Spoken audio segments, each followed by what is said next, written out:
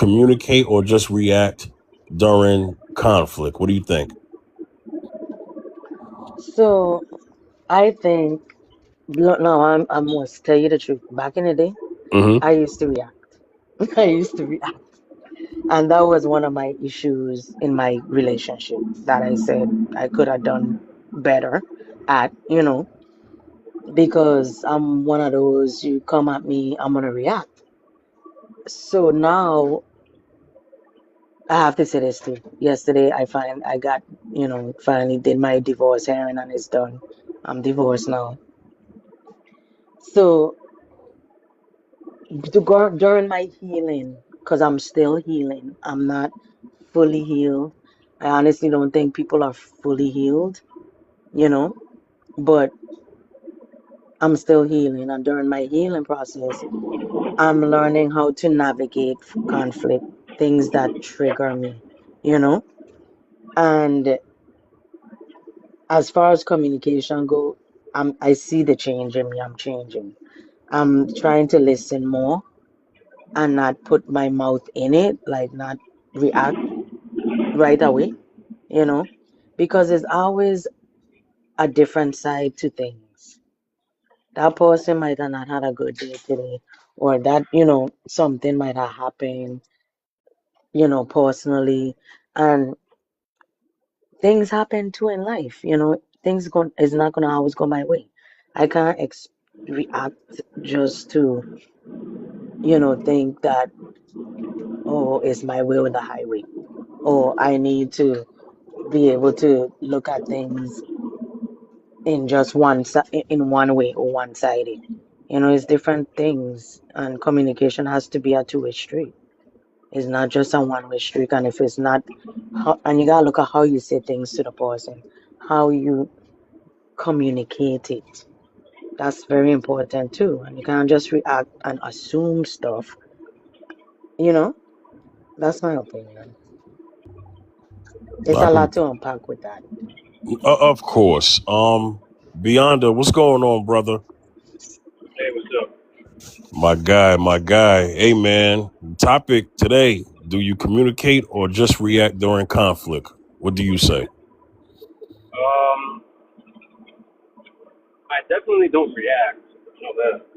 I'm pretty cool, calm, collected, damn near 24/7.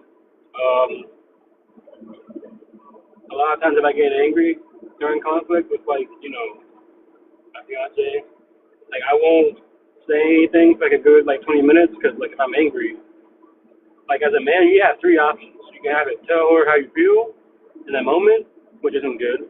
Tell her the truth, which isn't good, or tell her what she wants to hear, which isn't good. So I just choose silence a lot of times. If I choose silence,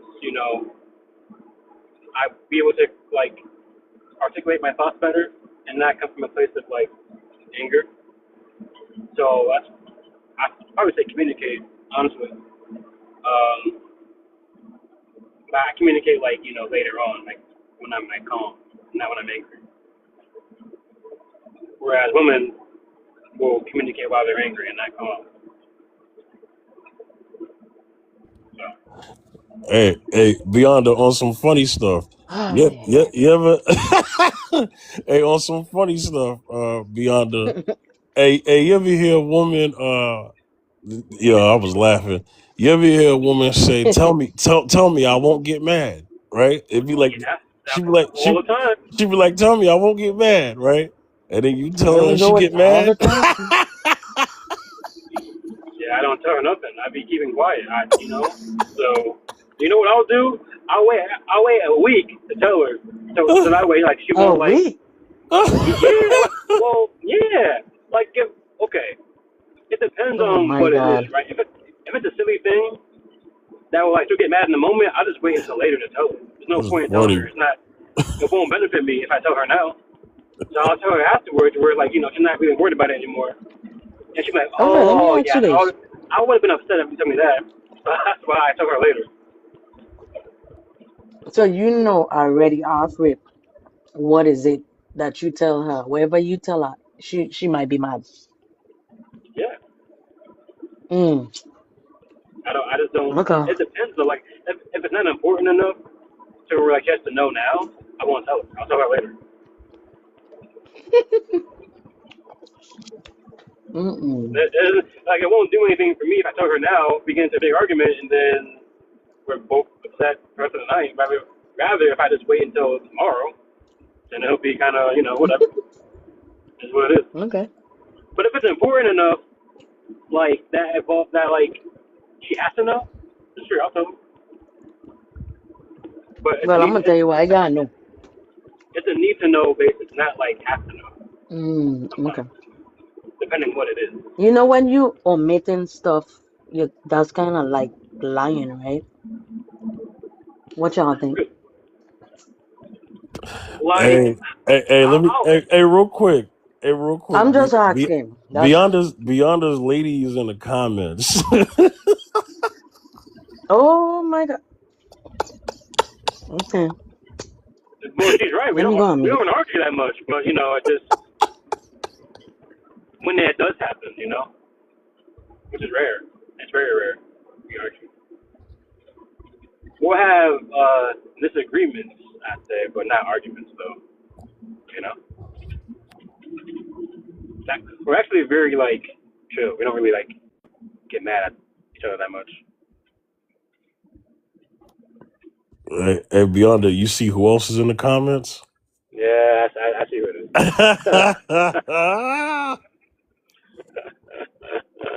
My favorite. Yeah. Come on up today, Jess. Yeah. Jess is dope, man. I can't wait till Monday. Jess is gonna be on there. I love me some Jess. Contrary to what people believe, when she get on here, and I be doing my one-on-ones with her. I be having fun with her. That's all that is. But the thing is, you have to though do one-on-ones. You have to. Oh, with Jess? Yeah, you have to. Oh yeah. But I like doing that though. She like it too. Yeah. But I'll say this though, when it comes to communication and conflict, I mean, and reacting, right? So I know a lot of times I get up here and I have a topic and I don't give my perspective. I just let everybody else talk, right? Me personally, I can't say that I've communicated properly all the time. I'd be lying. There are times where I didn't communicate right and I just reacted. But my intention is always to communicate and be rational and logical. But emotions do get involved. I'm human, but for the most part, I communicate effectively. I don't just snap and react and have knee-jerk reactions. And I had to learn my triggers. And you know what happens when you're in a long-standing relationship, and you've had times where you've been triggered before. Your woman will know your triggers. You know what I'm saying? She'll know it, and if she want to push it, she'll push it if she wants to. Mm-hmm. And then some things got to be established quite better with that. Some people don't come back from conflict. I guess it depends on what it is, but then you got the passive aggressive thing where people throw a rock and hide their hand. I don't like that. Yeah. So let me get Jess in here. Hello, Jess. My favorite person. Hello. I can't wait till Monday. Right? I look at my calendar every day so I remember when to show up. I'm going to be there on time. Oh, it's gonna be fire. That's why I created that group chat for us to make sure everything. I'll send more information right after today's show. For Monday, okay? I'll have everything set up and locked in for everyone, okay? I'm excited. Yeah, I can't wait. Hey, I said to Beyonda, hey man, look, Jess, because Beyonda asked, where Jess at last week? I said, oh, don't worry, she coming.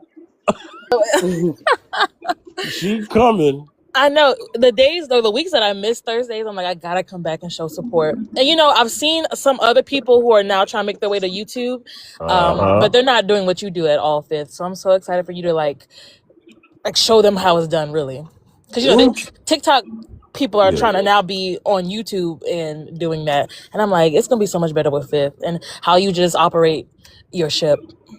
Interesting. Hey, I appreciate that.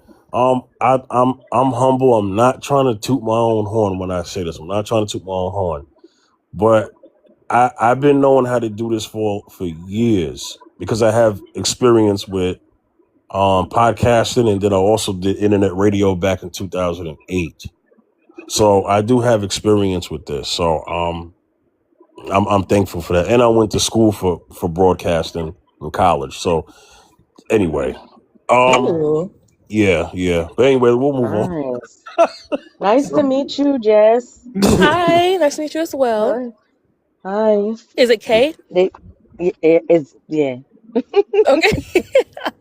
It's Like, Casey, actually. That's my name. I don't K mind saying it. Kasey.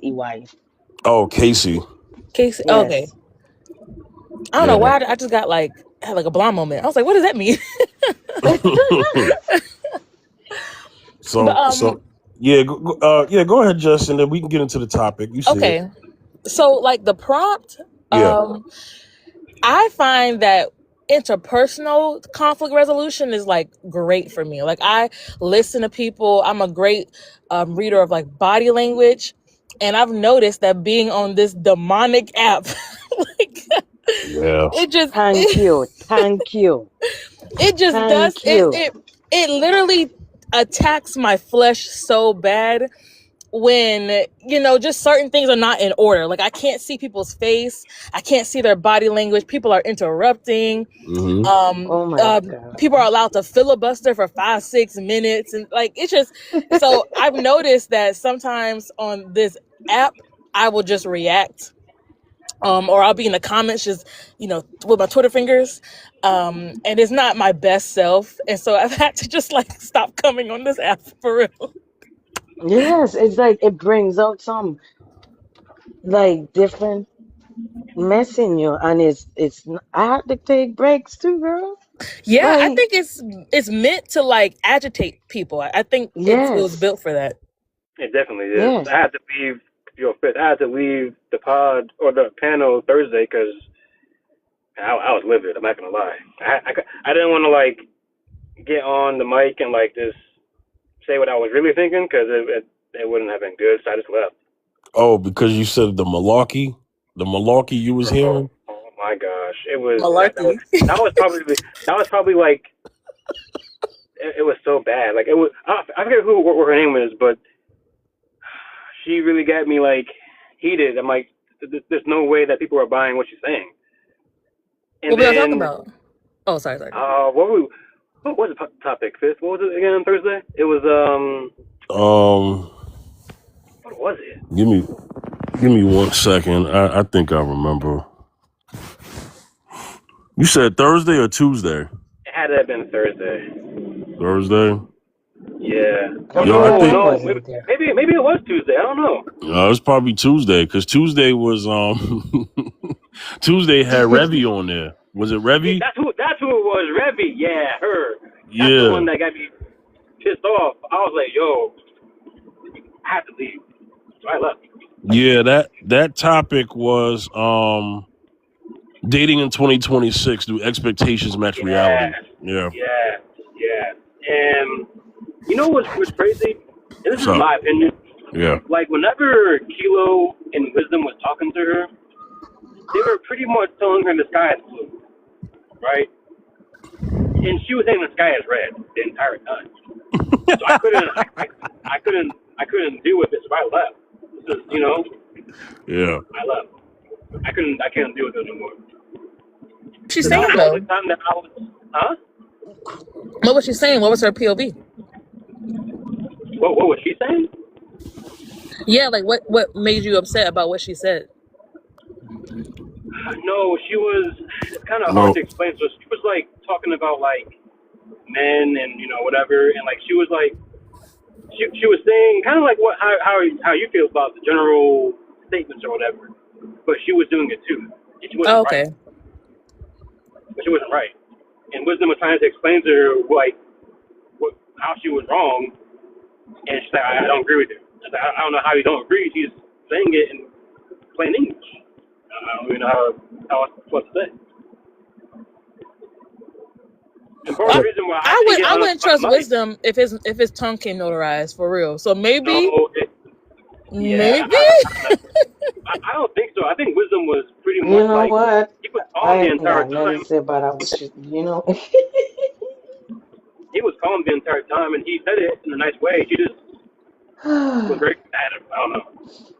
No, he could be kind of condescending. So that could Yes. trigger people. I don't think so. Well, let me kind of better explain it. So what it was is that they were having a conversation, and the listening part was the issue between the two of them, right? So it was like I'm speaking in plain English what I'm communicating, but the misinterpretation of the words and wording was kind of all over the place. It's like Beyonce said, you know, he would say the sky is blue, and then the return was no, the sky is red.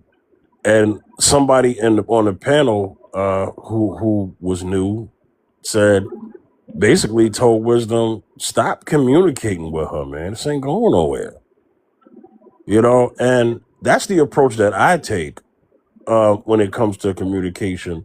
You get to a point where you're not like you just got to just move on and talk to somebody else. You know what I'm saying? She said the sky is red sometimes. That's funny. Is the sky not red sometimes? It wasn't that day. It was blue. Oh my god. There might have been some clouds, but it was still That is blue. so funny. Jess. That day, not all days. I'm just saying. Oh my All god. right. No, I don't know. Obviously, I can't say she was right or not. I just know Wisdom is a menace, and I'm just saying sometimes people's perspectives on how they hear the word they can like what you said, host. They just miss each other when they're really talking about the exact same thing. But to your point, and I agree with you, Jess, that sometimes like to you he can be a little bit like kind of but to her he really wasn't like that. She just wasn't like listening to what he was saying. That's really what it was. Because there are people in the comment section that were agreeing with Wisdom. She wasn't even saying anything that made any sense to me. So Jess, Beyonda wants me at some point, but I don't know, Jess. He wants me at some point when you're on the Monday show to have Wisdom on it at the same time as you. I don't know about that though. My blood pressure cannot take it. Like I literally cannot take it. Yeah. I mean, invite him if you want to. Can we talk about that though? Like, I don't understand like the problem between you, because I don't understand. Because I was there when y'all debated, and it was like I don't see anything wrong. Because he's incredibly condescending, like what y'all said that the other girl was doing to him. The last conversation we had about like, would I date a person who went to jail for grape and stuff like that, right? Even before we got to the point where Fifth was like, so you would date somebody who went to jail for grape? He was saying, see y'all, this is what happens. Women, they want to be with criminals and they want to do this. And see, that's why they be putting money on the books. And it wasn't even what we were talking about. We were talking about how people adulterate scripture and say that women cannot hold positions of power when it's clear that women did hold positions of power in the church. And so I think it's that condescending nature that even if he has a sweet tone and he's very like monotone with it, the energy with it is very condescending. And it's like, that's not even what we said. I don't know if I see it that way, but I mean, if you have that perspective and that makes sense, but I didn't have that. I know you did it, because every time he said something, you was like, yeah, that sound right. You said that's right. Well, you know, I think it's a woman thing. Well, I'm someone who watches. So I've seen Wisdom before. I've got on here and seen them on here. I watch a show. I want to give them a plug. The Lapeef Network, and Wisdom has showed up on that show last year. He was a guest, and he got into it with like 3 women. You know, so oh my God. So women don't like the way he speaks. He gets on here and it's the same thing. I'm not saying anything bad about Wisdom. I respect Wisdom. What I'm saying is I know how Wisdom speaks, but there are a lot of women who are not you. If a woman is new to Wisdom, she can get triggered. But if a woman has been on panels with Wisdom at some point, then she knows how to engage and not engage with him. And what I've noticed is that women have learned to not engage with him at all. That's bad. Right. Okay, Yeah, it's bad. so I understand that. So I you think know, he gets off on that. But sorry, go ahead, King. so it's okay. But my interaction, and let me just put this out there. Whatever I say now, I could say to him, so with no problems. Um, they, I was in a comment. You remember that time I was in a comment fifth, uh-huh. and I was going, saying what I needed to say, which nobody else have issues with. Okay, and then all I got was that the only thing you took out of this whole everything I said? Mm. I said, what? Yeah, that was what I disagree with is what I took out of it. I didn't disagree with anything else. So yeah, that's the only thing I got out of it. What was what I disagreed with, right? But for you to come out like that to me, like I'm some retarded, like a dummy, or that's the only thing you heard, like I'm your child. We ain't doing that. I understand. Let me bring it back to the surface, y'all. Hey, Angie, how you doing, Angie? Hey, hey, happy Thursday. I'm okay. I'm alive and well. Good, good. That's my Hey, homie right here. Hey, I want to say in front of everybody, Angie. I'm proud of you, Angie. I appreciate you, Monday, and I really do. Yes, I had gotten late from PA, my God, but it was a pleasure to be there. I'm not gonna lie. Absolutely, because we gonna definitely have you back. Angie's locked in for 2 more May episodes. So this is what I'm doing, Angie. Angie, I'm looking for regulars, right? And outside of Beyonda and Mila are my regulars, right? For that show. Because they're regulars up here. So, when we got together, I made sure that I locked in with them. But so this is why at certain times I'm gonna shuffle through certain guests and stuff like that. But I'm definitely trying to establish regulars for Monday, because you know what that does? It develops like a cast. And what happens is the audience knows to expect who may be there from week to week. But I know it's a lot for people to commit to every week. And we know there's going to be some weeks that people don't show up. There's going to be some weeks I may not be able to do the show because I may be busy. And I'll be able to announce that, during the time. But it could be a lot for people to commit to weekly. But I'm definitely leaving it open for regulars who want to be on there every week.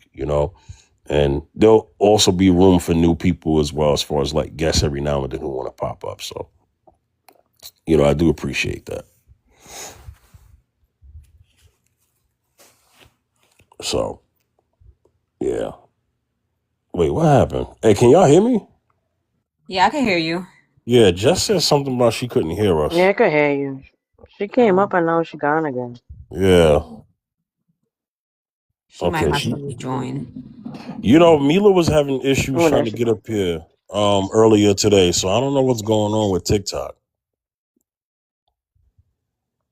Maybe just got a Trump phone did it. call. Iran about to get us. Lord Jesus. Oh Lord. The demon's about to come out. That's what that means. Mm. But Angie, you see the topic, right? Do you communicate or just react during conflict? What say you? Um, I would say I communicate, but first, I'm gonna take some space, maybe 24 to 48 hours. I might do something sweet because you shouldn't have tough conversations, in a rocky place, and I'm a break the conversation. But yeah, I'm a communicator and react. I would say me like not wanting to talk initially, I guess is my first reaction when there's conflict. So I guess you could say that's just me reacting. And then eventually I want to talk it out. Mm. So, if we're all being honest, right? Have we handled conflict the same every time it arises in a relationship? almost You want always. me? Oh. What'd you say, Kay? No, she could go ahead. No, Finish no. your response. She answered. What'd you say, Kay? To be honest, it don't happen like that all the time. We ain't like robots, so that's not gonna happen. Not for me, at least, all the time. But I like what Angie said Mm-hmm. about, breaking the ice. That sounds real like a good idea, like bringing peace to the situation before you talk about it again. Now, I never had a problem about not like if you get into it or whatever the argument is or the situation is with your partner to not talk about it right then and there. Sometimes people have to calm down to talk about things, and that's okay. But let's just know and sit together and communicate that, okay, this is what's going on. Give me some time and we could talk about this such and such later. You know what I mean? Don't put it off because I feel like putting it off creates more and it lingers, if that makes sense.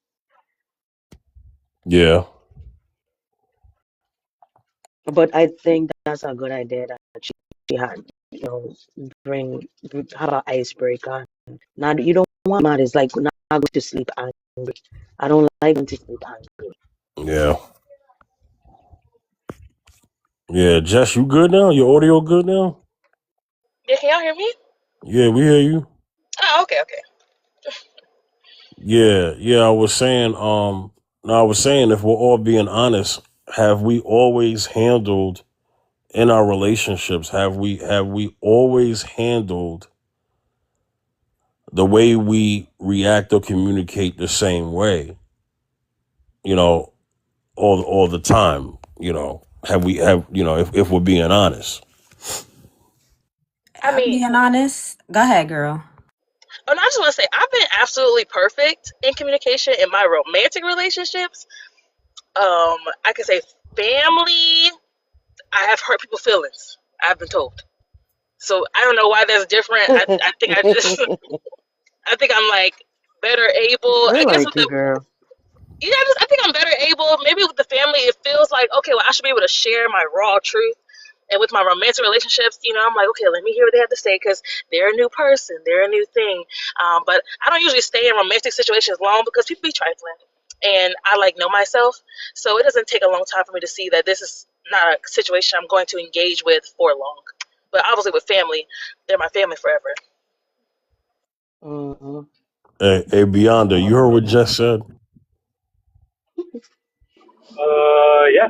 Yeah. I heard her.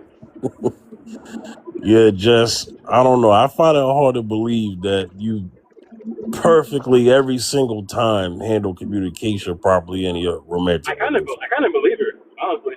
You actually believe that? I think so. Yeah.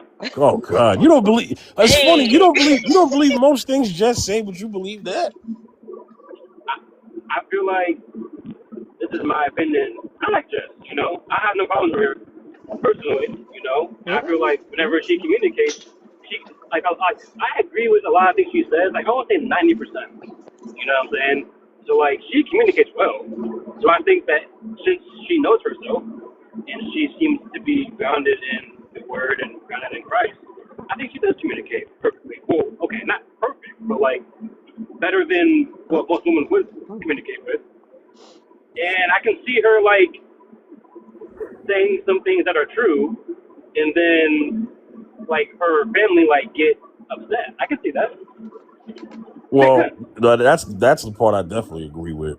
What I was saying, what I was saying with Jess is that no, Jess is definitely articulate, but that's not what I mean. You can articulately react. Oh, that's a good point. Yeah, Damn, you get what I'm fine. saying. I don't know. Jess is definitely articulate. Remember, I say it all the time. Jess is a wordsmith. This is why you gotta, when you talk to Jess, you gotta make sure your words are what they are, because she gonna pick it apart. That's a good point. I every never. time. That's why I like her. That's a I good knew it point. was something about highlights. If you, hey, let me tell you something. If you tell Jess it's 12:57, but it's really 12:58, oh, she gonna get you on that. Oh, even. I be rounding up. Nah, I'm playing. You just don't be So lying. People get on this app and lie. That's the thing I okay, can't stand. o- okay. Now people Oh, do wait, people. wait. Tell me what Hmm. is your sign, my dear? Oh, we don't do that Jessie. sign stuff. Oh. Oh, I'll I just don't. ask a question. I don't participate. I was born in August though, Oh, so you summer are. She's a baby. Leo Virgo. But I don't I think she participate. a Virgo. I Well, think she a Virgo. August what? 6th. She's a Leo. Them two Oh, she's a Leo. controlling. Yeah. She's a Leo. Well, actually my daughter is a Leo, Jesus. and she remind me of me. My dad is a Leo. I'm like my dad. I don't know. Does that mean I'm aggressive? You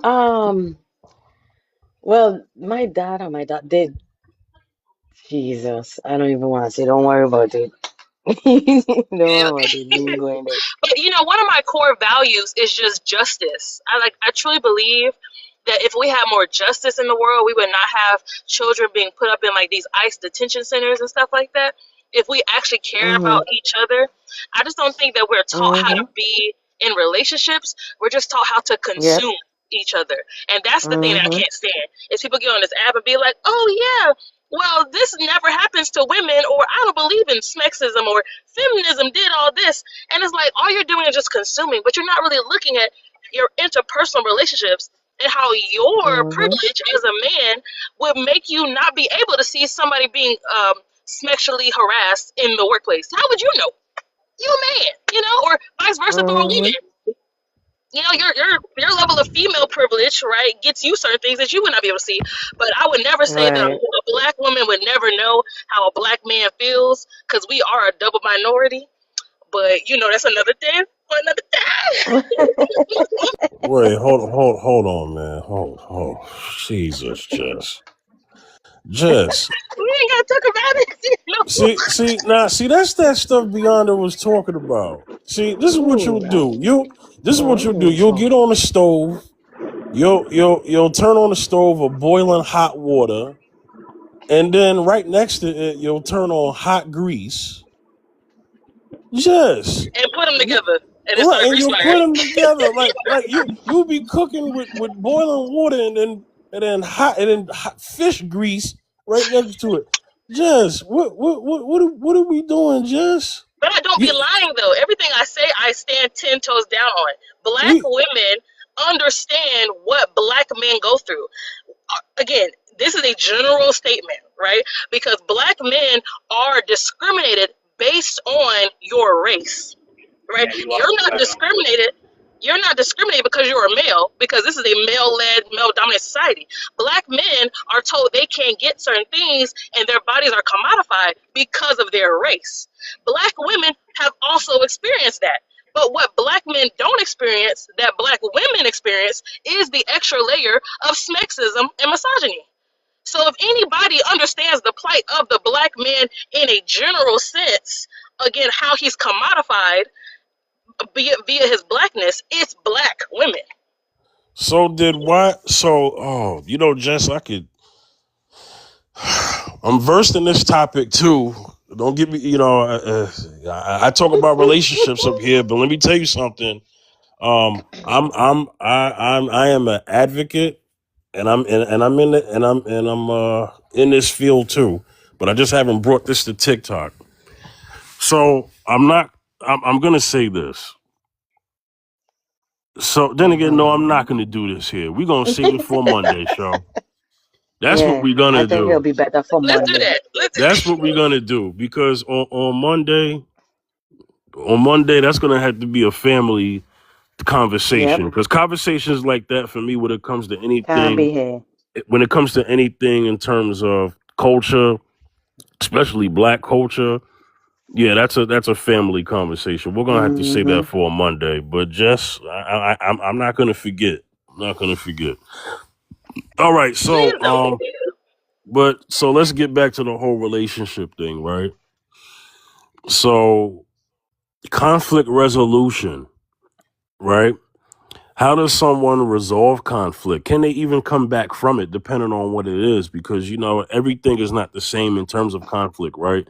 There's some things that are so bad that it's gonna have a reaction, right? And then some things are gonna involve logical reasoning and communication. I mean, what does anybody have to say about that? I, somebody could go if you don't want me to go. Well, Angie, go ahead, Angie. You came off mute. Repeat the question one more time. Sorry. Yeah, no, I was saying that depending on what happens in the relationship, right? That conflict is depending on what the issue is. All things that come with conflict may not be just a rational, calm communication. Some things are just going to be a reaction. How do we come back from the spontaneous reactions during conflict? Because it will happen. We're human, you know. How does somebody come back from that? What does anybody have to say to that? I feel like some things you can come back from, Mm-hmm. and some things you can't. In the relationship I had just got out of, I came back from a party around September last year, and I was just there a few hours before. I came back from a party and I saw a bro on the bed. And before I could think, my fist just started moving, you know? And let's just say that person held that against me. And we could not, I don't know, solve any issues after that, beyond that point. And there was another instance where, I was going through a health scare.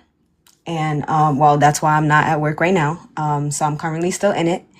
And I was very sick.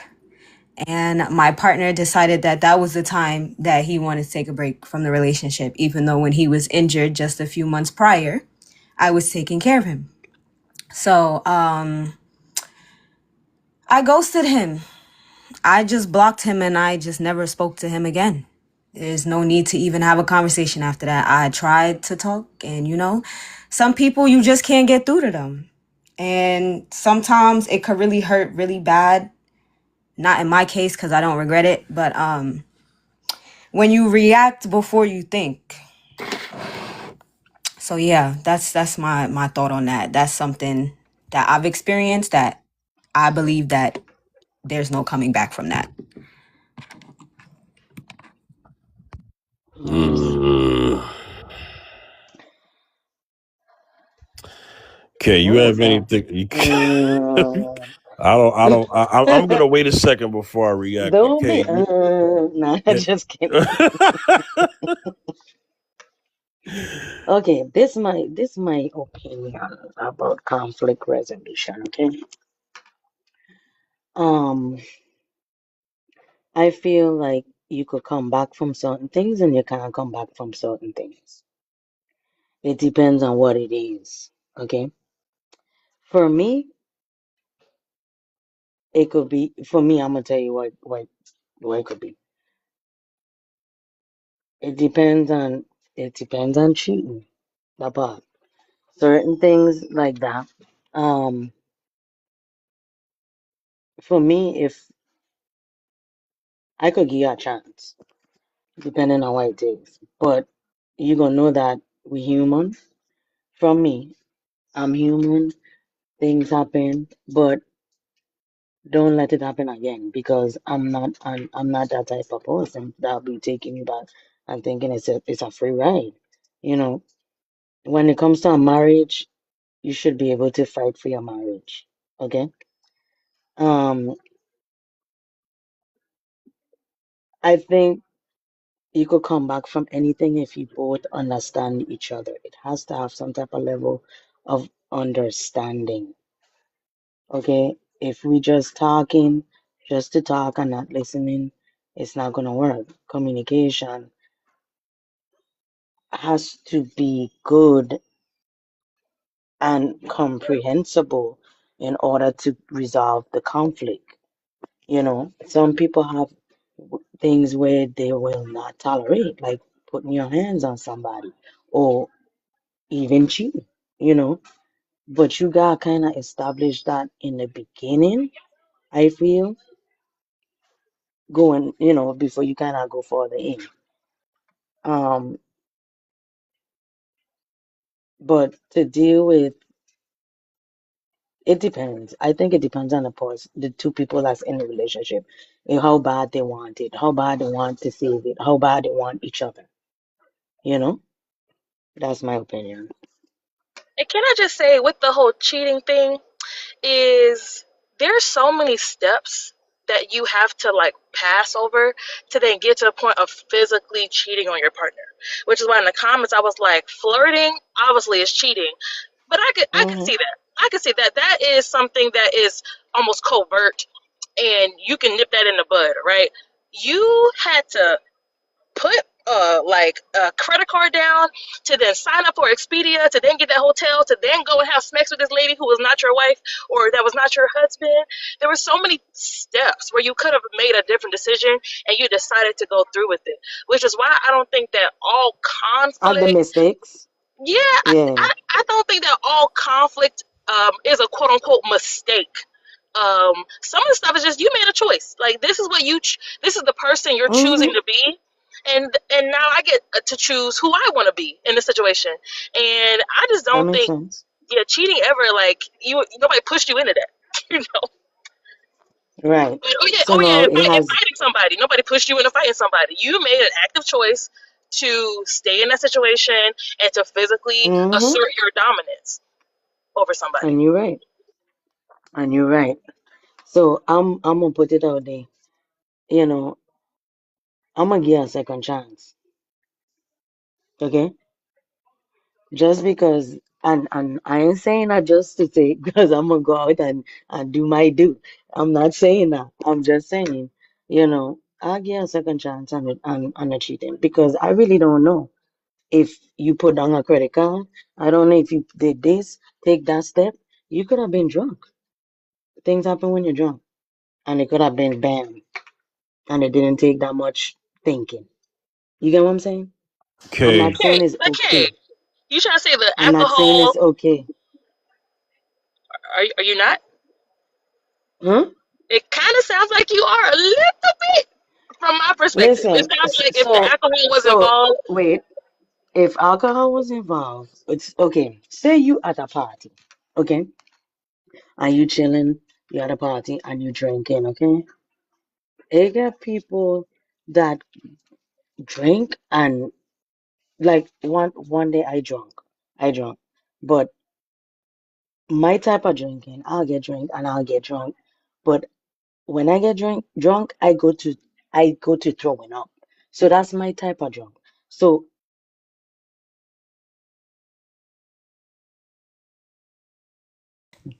throw up and I'm ready to go sleep. Other people keep going with drinking. Other people get drunk to where they black out. People blacked out of from being drunk and they do they things chose that that, they could get up in the next morning and don't remember doing. That has happened. but they chose that And I'm case. not So saying making that as, oh, that's a pass, but that has happened. It has happened to people. so the only thing I want to push back on is this idea Hello? of life just be lifing. Like stuff just be happening. Stuff don't just be happening. People make conscious choices, and Wait. that's why.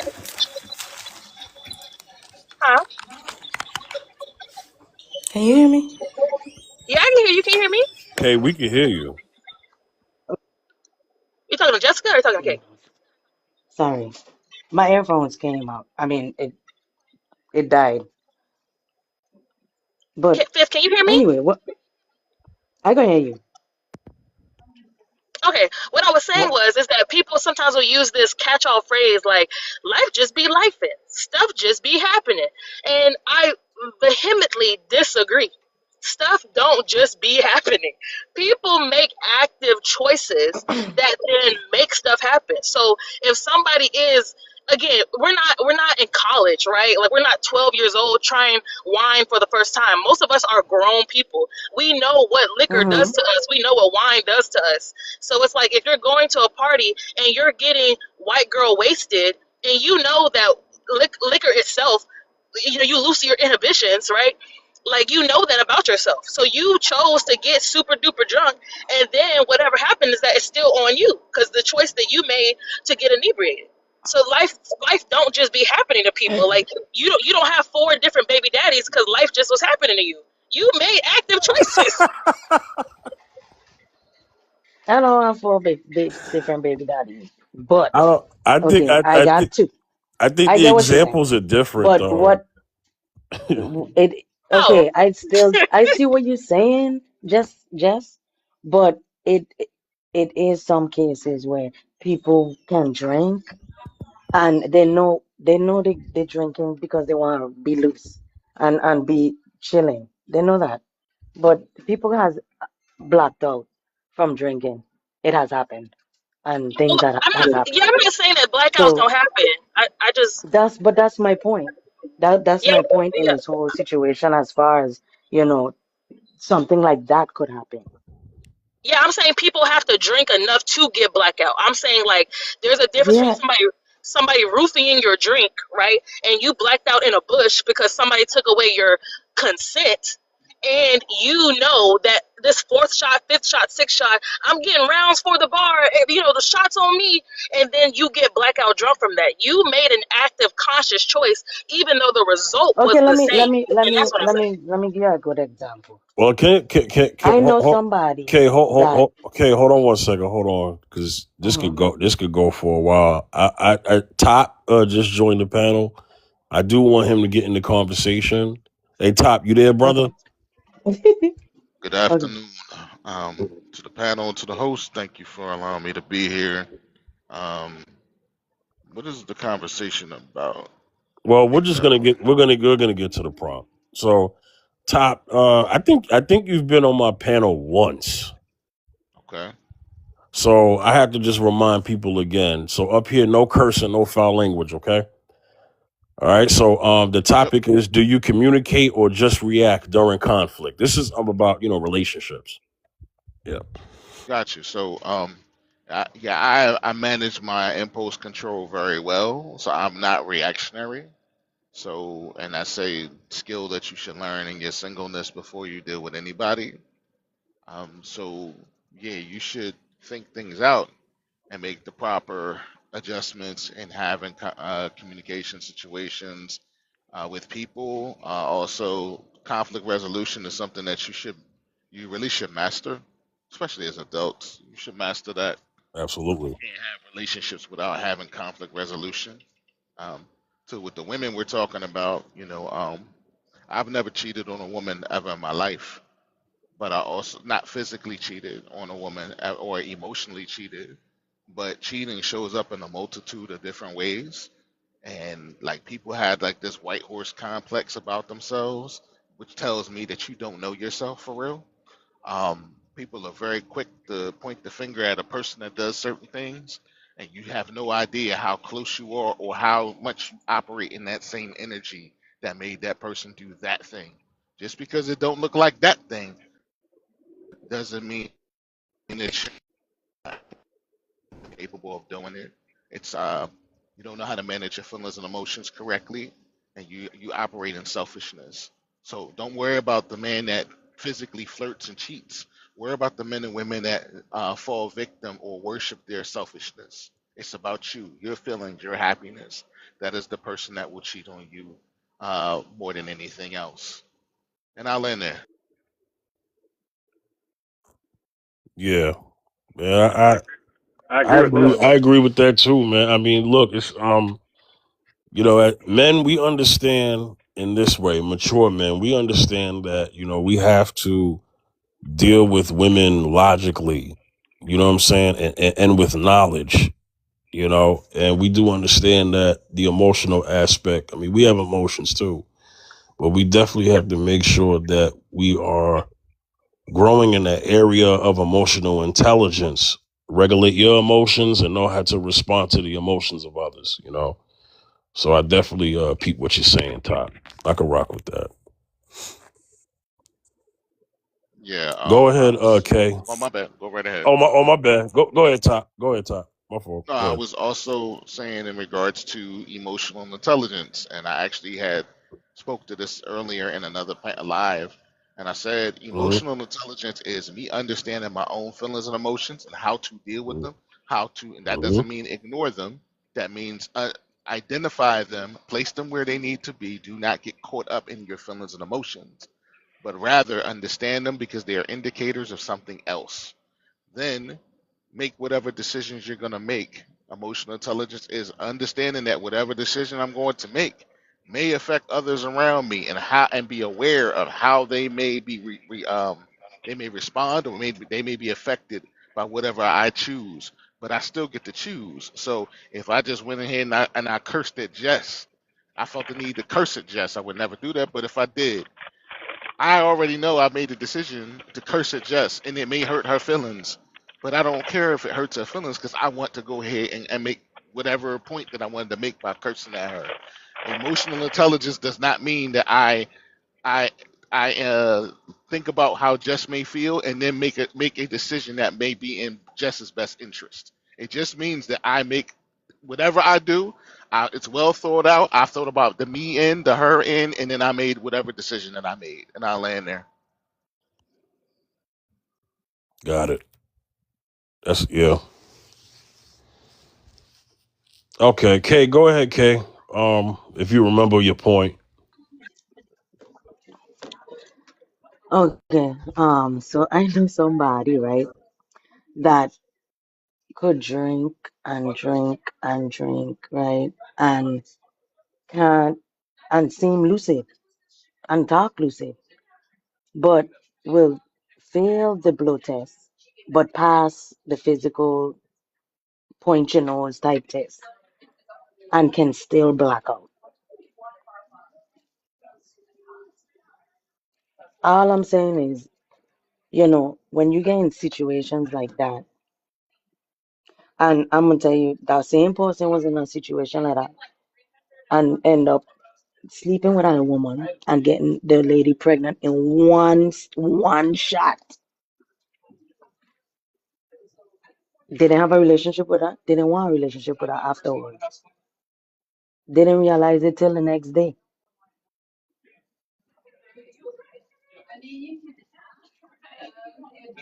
That makes sense?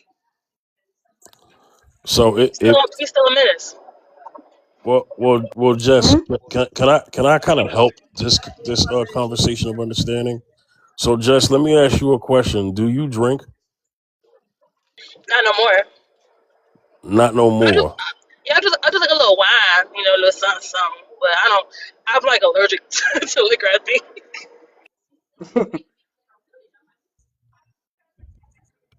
Okay, so not no more. So not no more means you have before, right? Right, right. And that would mean at some point you should be able to kind of understand, even if it wasn't you, but maybe in the atmosphere that you used to be in, of people who used to drink, right? Oh yeah. So you don't drink now, right? So, and I do understand. Well, you're not a drinker, it is. So I do understand where you are with the whole thing about, well, somebody has to actually reach for the ask for the alcohol, get the glass, drink the glass, participate in any libations that may cloud their judgment. You know what I'm saying? So, Yeah. and Jess, I get where you're going with this, and that is, A little well, bit. you could A just little. you could just get with a man who don't drink, and then that's not the problem. Or at least that part is. Or at least, doesn't participate in any libations. So if he gets caught doing something, he can't say, "Oh, was the blame it on the alcohol." You know what I'm saying? LOL. And not even the woman, like the woman choosing better. I'm talking about the man making an active choice to say like, yeah, I still chose to do whatever. I chose to black out, and then it made me do X, Y, Z. I'm saying the man, people who usually cheat, they try to remove their agency with it, and I think that's the problem. Trying to Yeah, blame it that on alcohol, but the alcohol didn't force them itself down your throat. Is all right, I'm but saying. that's the point I'm making, right? The alcohol, right? So just solution is, well, just don't get with a man who drinks. That's kind of But what that's not what I'm saying, Fifth. That's not what I'm saying. you saying. That's not what you saying. That's not what I said at all. So where's Okay. this going? I mean, I feel like if that ain't what you saying, where's this No, going? that's not. Kay and I were getting into, Kay and I were discussing if the alcohol could be used as an excuse. And all I was combating or pushing back on was people using the language of life just be happening. Stuff just happen. And I'm trying to say, with the example of the alcohol, is life don't just be happening. You decided to do something that then made you black out and then made you cheat. Life didn't just happen to you. So that I was really combating the language people say to remove their agency. Let's give this example. I'm gonna get to Mr. Unknown in 1 minute. Hold on, I see you there, CeeLo. Peep game, right? So let's remove alcohol from the equation. You're with a Mm-hmm. man who don't drink. He don't drink at all. He cheats. What he gonna blame it on? He would blame it on me. He'd be like, "Oh, well, you wasn't doing enough for me, so I had to go and do some on you." Or I saw a big booty and I just had to do because you know I'm a man. You know, men, we're predators. We consume. People will say stuff like that when they want to remove their agency. Okay, good. Okay, so let me ask you this. So if he blame it on you, right? So let's say for instance he blames it on you. What it was something in that relationship that you stopped doing that you did before or you neglected or something that made him be like, okay, she ain't paying attention, something isn't right.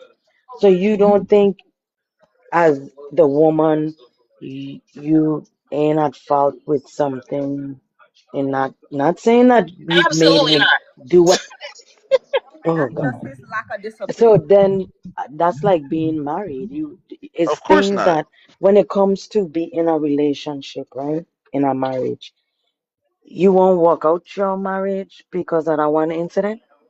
If he came So to you and you're in marriage counseling and you're in yeah, marriage counseling and he says, well, it's certain things that was da da da da, da, that I noticed wasn't we wasn't communicating right. She wasn't there for me when I needed her. Da da da. You wouldn't yeah, he take still a has look back no. and be like, okay, so what was I not doing? Or take reflection of it. Again, I think those are two different conversations people are confounding to try to remove their agency. There's a difference between me contributing to him not feeling appreciated in his marriage and him then Mm-hmm. taking the feeling inside of his marriage and then going to do something with it like cheating. Because instead he could have took that feeling of I'm neglected, my woman doesn't listen to me, and he could have went to therapy. He could have found a church group. He could have found a ministry. He could have did a lot of different stuff, but he decided to cheat. So what he did Mm-hmm. after the fact has nothing to do with me, right? It has to do with him. So again, I can contribute to the dissolution of a marriage, but I never contributed to him signing up to get a hotel room and get a $40 hair job. That's not me. I didn't do that. And And I he think might and have not signed up to get that's what a people hotel room confound. to get a head job. God He dang, might have got Jess. it Yeah, outside the Jess. back of the That's what I'm saying. club. I mean, If he she don't would have have to did pay. better, if she would have did better, I wouldn't have done this. Are you the man or not? I thought leaders go first. I thought leaders lead by example. Why are you blaming me for Um, what you decided to do? Like the same thing, a man, like there's no reason a woman I would blame think a you're man missing for the fact that I she's a think you're baby kind of mom. missing the point we're going. No, I I don't hear your think point. it I hear makes. your point. What Okay. I'm saying is people use it to remove their agency. I completely understand what you're saying, and I'm So saying that that is dangerous in our society to say. All right, real quick. Because I think CeeLo wants to add to the convo. Yes. Yeah, I Yes, but I would like to but address. Okay, I would like to address the prompt, and yeah, I would like do to. the prompt and then you can join in. Go ahead. Yeah, and I will do a timing on the conversation. Okay, do you communicate or just react during a conflict? Inherently, I will communicate during a conflict, because if I communicate during a conflict, I would have a bigger idea to see things from a bigger spectrum.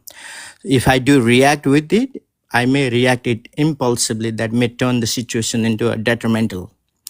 That might gonna be very detrimental situation if I react with it, because reaction usually has a negative emotions in a time of conflict. And individual, those who tend to react in a conflict, may react it impulsively. Therefore, I would love to communicate first and see a different arena to resolve the issue through a communication rather than reacting. So definitely, I would communicate. I would communicate in a such a way where I could get the solution of that problem. When communicating, five W's are very important. How you want to communicate? Why do you want to communicate? Where do you want to communicate? And how would you communicate, depending on the situation and the circumstances of that time. Therefore, I would go with communication rather than reaction. Thank you, and I'm done speaking. I would also like to take a timing on a conversation, but I just came in. I had no idea what you guys talking about in a timing of your conversation. Would like to listen and see if I can make some point. Thank you Uh, so much for having me in a panel, brother. I really appreciate the time here. no Thank you. problem. You always support the panel. Quick summarization. In a relationship, because this is what this topic is centered around.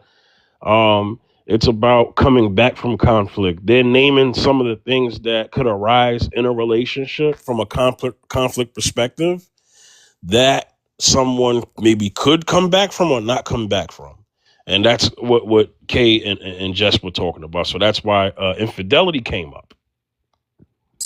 Especially infidelity comes during that time. So what caused the infidelity? There are so many components that cause infidelity. It could be about lack of communication. It could be about lack of problem solving strategy. It could be about ego. It could be about not holding the responsibilities as directed in a relationship. It could be about a trust issue. It could be about financial status. It could be about lack of compatibility. It could be about lack of attention, approval in a relationship. Some people, some women or some men are desperate about approval, about gratifications, about positive ramifications. If they don't get it from their partner, then the situation will turn upside down. It would be a chaotic moment. There are so many factors and components of infidelity. Some people are indoctrinated in a relationship that could lead infidelity to. So yeah, I would like to take a timing on this conversation. But brother, you always have such intellectual discussions. I really like to be here in your discussions. Thank you. Thank you, sir. Go ahead, Kay. Go ahead, Jess.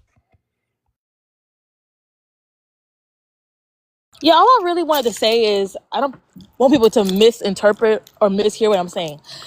Person cheating on their spouse is their fault. It is not because their spouse was not communicating or their spouse wasn't giving them no smacks, because you can just leave, right? There is nothing that requires you to cheat because your spouse is doing something. And that's the language that I say people use to remove their agency. When instead of saying, yeah, I was unhappy and so I looked out for somebody else, I want to reach out to somebody else to make me feel better. People try to say, oh, well, if my woman was just more feminine, if she was just cooking more, if she was just giving me more smacks, then I wouldn't have been forced to do X, Y, Z. And that shows me that you're removing your agency and you're playing the victim. You're not a victim. You chose to go and cheat. Like she chose to, again, she cheats, right? Like it's nobody forced you into that. Right. I agree, Jess. I agree that ain't nobody put a till nobody had. It's a choice. I get that. Okay. Now, with you bringing in that because they were unhappy, it's reasons for somebody to be unhappy. If somebody came into a relationship and they were doing da da da da da da da in the relationship, then all of a sudden they ain't doing da da da da da da. I'm gonna be looking like, what's up? Like, what's going on? Me, I'm gonna say something to my partner that because that's me. I'm gonna bring it up. But some people don't do that. They have is it could be different cultures, different types of ways certain people is. They won't do that because they don't probably don't like conflict. They think that'll be a conflict thing. So what they do is avoid it. You have people are dealing be in relationships like that and don't deal with hard things till later on, and then they're already in the marriage, and it's like, okay, what do I just be done and not try to work on it? That's all I'm saying, if that makes sense. Now, I'm not saying that I gotta keep taking it because that's not what I was gonna be doing. That makes sense. I I mean, com- I don't know if it yeah, I coming out. completely understand you. I think we're talking about different parts of the process. If And you so, knew Kay's story, you probably better understand her. but no, I understand you Yeah, I completely. think, but it's not. I I get you. know Kay's Trust me. I I know get you. yeah. Go ahead, my I bad. get where you're coming from. I get where you're coming from, Jess. I'm all on your side with this. I Well, am. yeah, But so is because I we guess you gotta be in the situation to understand. You know what I mean? no, but I I do don't know. understand though. I agree that people can contribute to how the person experiences their marriage. That's not what I'm talking about.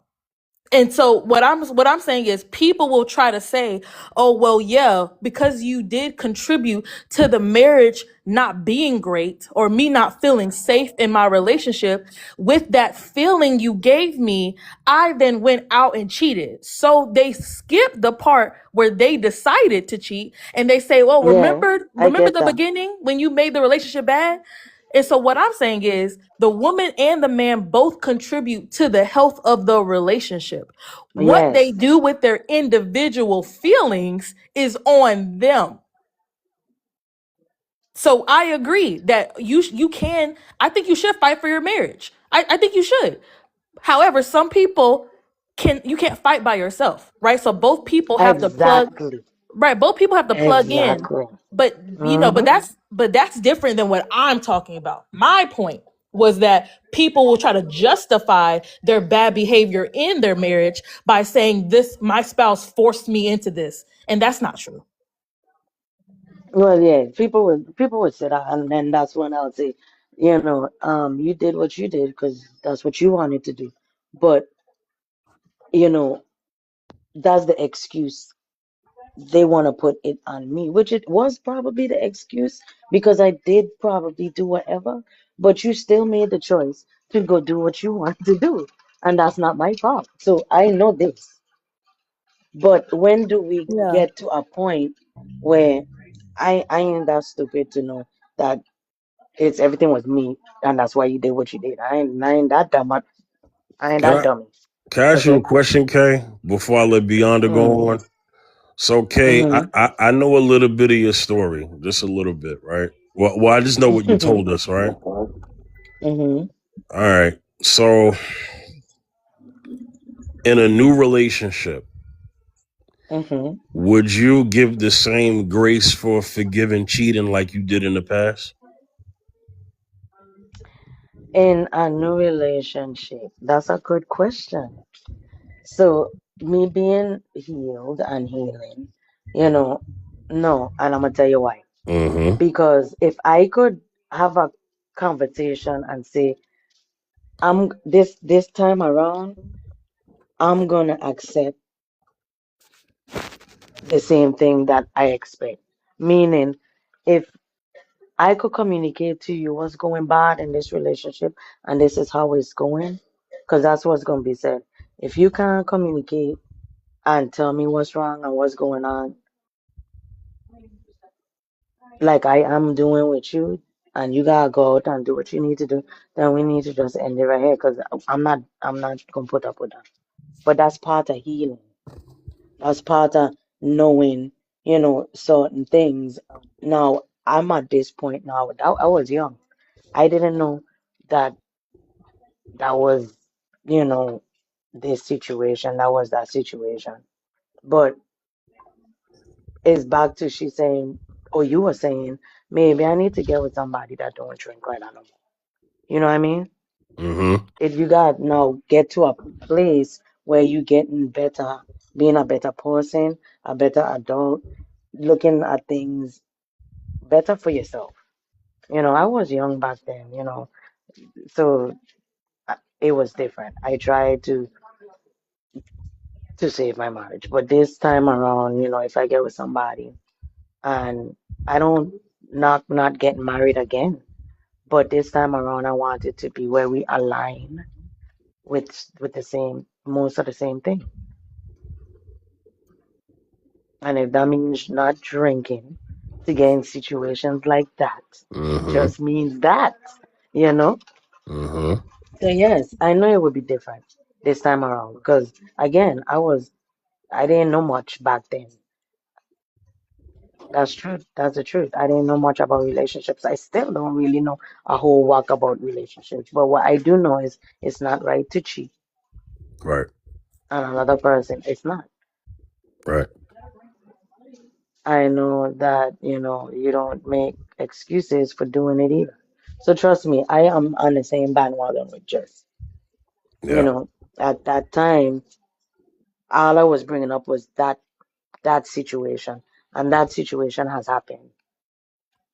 And it wasn't with me. It was my ex, but with his baby mom from before me, way before me. So he has blacked out Ooh. He he before. he already had a kid before y'all got married Yes, and had kids of your yeah. own. So that wasn't a real, I'm just saying it happens. Things like that do happen. And he wasn't in a relationship with the girl. It was like a one night stand type thing. Mm. But that's all I was saying. Things like I, that can happen. yeah. Beyonda, you got a response. Go ahead, Beyonda.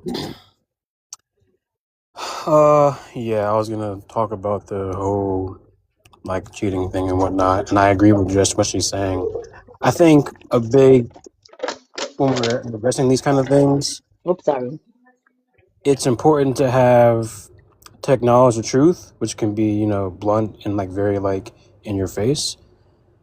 But there's also like should come with like grace. In Galatians it says to when you're correcting someone, you do it gently because it can be you that's tempted later on.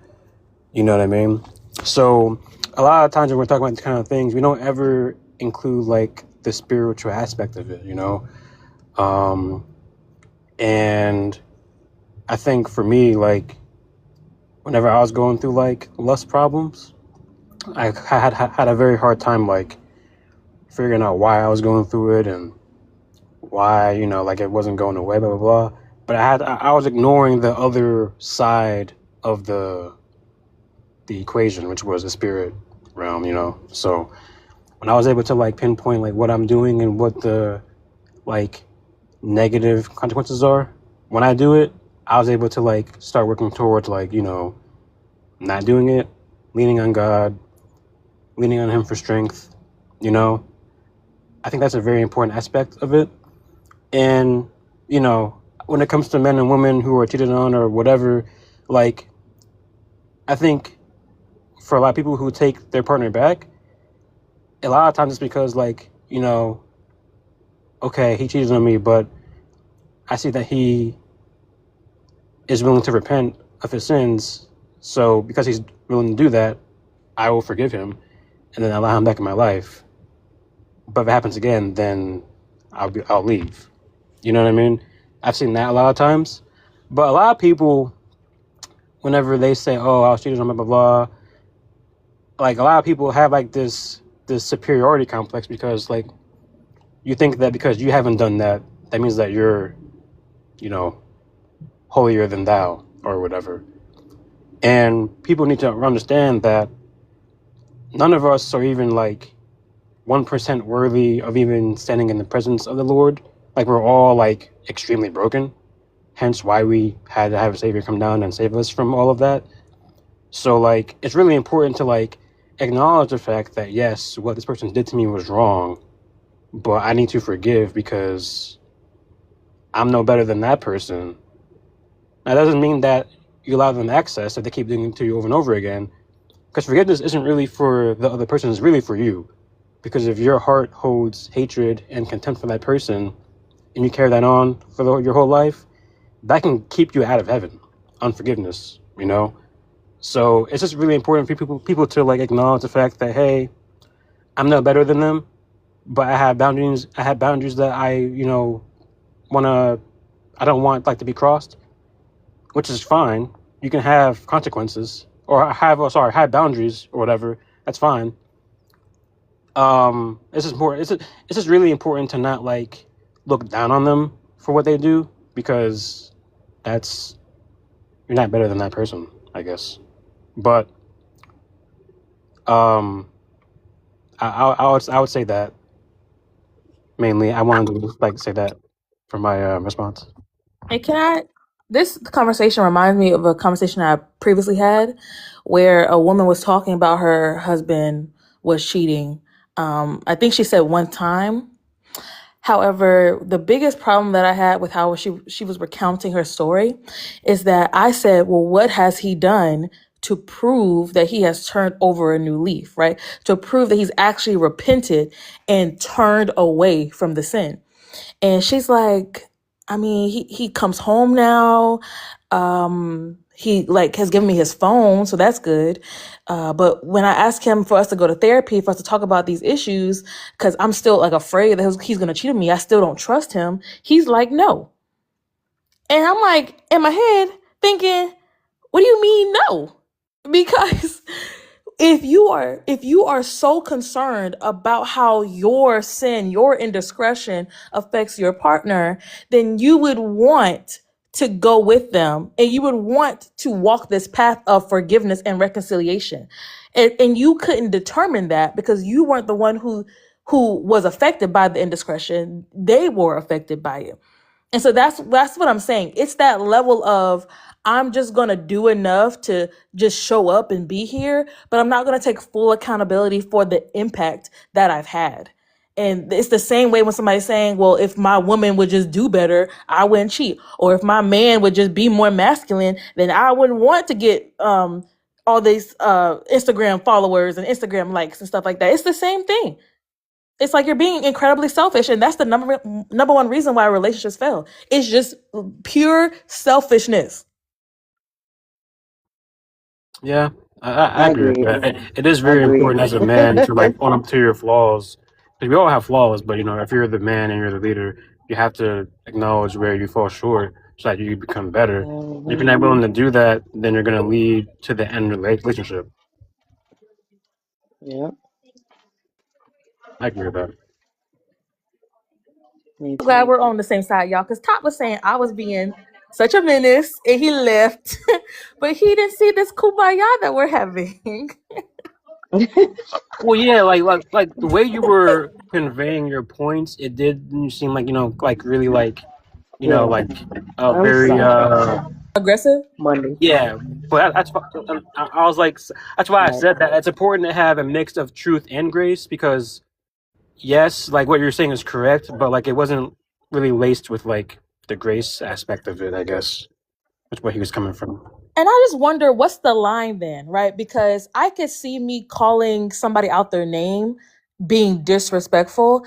I Yeah. don't necessarily see people getting passionate as a form of disrespect, you know? Right. And also I try to be conscious of not filibustering, so I'll talk faster and loud. And again, that just naturally I get louder about that because I'm trying to talk fast so I can get my point, so I can give people the space to respond.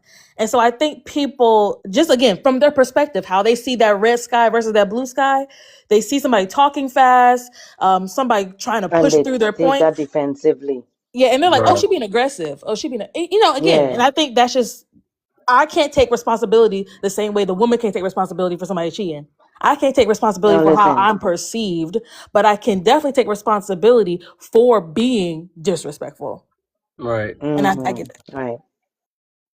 But I know I could tell I'm growing because I used to be that person that'll get defensive by the way you talking. But it doesn't even I'm past that now. You know, it's time Yeah, to it's a point in time you gotta grow up, listen to the person. You have passion. That's what you have, you know, in the things that you say. And you know, people that kind of I'm seeing that now. I'm instead of looking at things negatively. I see where you're coming from though. but I agree. I've Kay, always agreed. Like, Kay, have you ever cheated before? no, Okay, but I know you've been cheated on. yeah. How many times? Twice. Well, one of my first boyfriend, of course. He was 15. Yeah, but you Yeah, really we wouldn't don't believe count it. that. Yeah, but my yeah, my ex, Okay. he cheated, but I think he did it. I think it was the same person. I'm thinking. I haven't really gotten down to that far yet, but it doesn't Mm. even matter now. You know what I'm saying? It's done. No, I got you. You speak from a view of someone who's been cheated on in a marriage and Mm-hmm. forgave your husband. So Mm-hmm. there's a level of grace that you've already have Yeah. practiced in your life. So you speak from that perspective. Jess, Yes, that's I where don't I'm speaking from. right. I don't know if Jess has ever had someone cheat on her in an adult romantic relationship. Have. And did you forgive that person and continue the relationship? Absolutely not. What? There it is. So one is using has a brick in their hand, the other one has a rock in their hand. They're both throwable objects, but yours is heavier. And I feel like I feel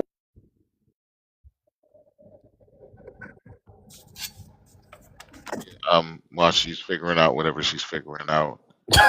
Um, I so I've never, like I said, I've never cheated on nobody, but so understand it, and I don't know what kind of room this is, but um, you know, when I gave my life to Christ, and I really did the work, personal develop work on myself, it is so hard to it's so hard to point the finger at somebody else. It's so hard for you to sit on this high horse about what other people should do or try to like pin people into a box of morality when you know that you fail every day at it.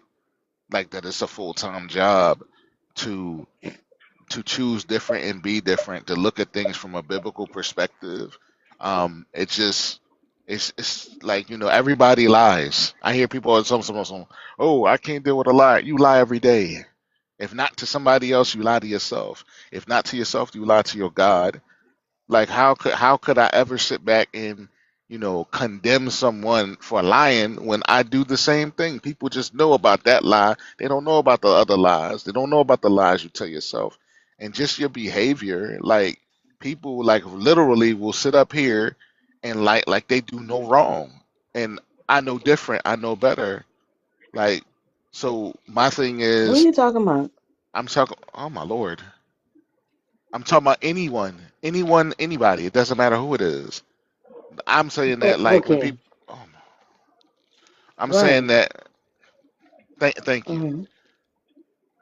I'm saying that we have to be very mindful how we show up in the world because the truth of the matter is, you don't qualify. If you're honest with yourself, you don't really qualify to have such expectations of other people when you may very well just be as filthy as they are. That's the whole purpose of being saved by grace, not grace that a human being can give you, because human beings can't give each other grace. God gives grace.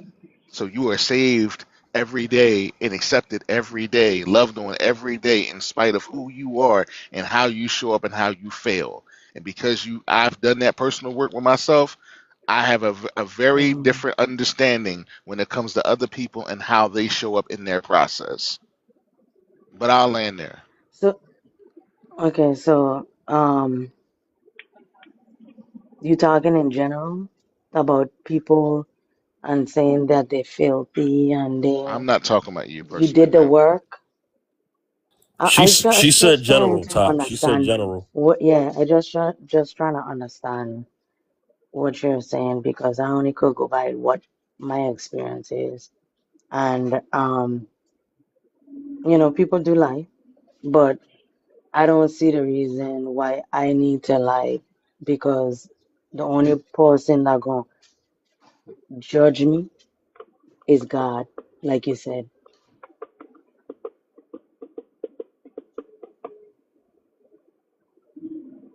Now, we talking about religion right now, or we talking about what's going on with the topic? Because I was a little confused. Well, his response about the topic was his personal like walk with God, you know. So I think it's like both, like they're layered. How he sees About the topic. conflict resolution, Yeah, like we should about give each other, like the grace that we've been extended, we should give to other people. And hypocrites and say that we are entitled to the grace from God, and then cannot give grace to oh, other people. okay, Yeah, but I think well, that's like I think forgiveness. yeah, because I would. Well, Oh that yeah, don't. what was I that? don't. I don't know if that needs to be preached to Kay Vigilant because, but he's speaking in general because Kay forgave her husband, but he Yeah, kept cheating. So she definitely had a lot of grace. If he would have stopped cheating, they'd probably still be together. so he did it one more time. I can't be the fool and kept. Nah, I tried, gave the benefit of the doubt, and I'm not God. I don't expect to say I'm God. I'm not. I don't want to be God. He is the Almighty. You know, for me, I take marriage seriously. That's why I gave it another shot. I don't believe in cheating. I don't condone cheating, but I was willing to sacrifice that for my marriage, Now, Jess, you said sacrifice it. my belief. I'm sorry, Kay. My bad. Jess, you said in the comments that you should leave 100% for cheating. I'm not bringing it up because I disagree with what you're saying, but you said it in the comments. I think they would like to hear that on the panel. Oh no, I said, but should you leave 100% of the time for cheating? I couldn't say that, Oh, and okay. I don't Okay. say that. Mm-hmm. I got you. 'Cause I But definitely it's think a it's reason. situational. But it's definitely a reason. Oh, most definitely. I mean, Yeah. I'm the proponent that says that the Bible says that sexual immorality is one of the causes for the dissolution of the covenant.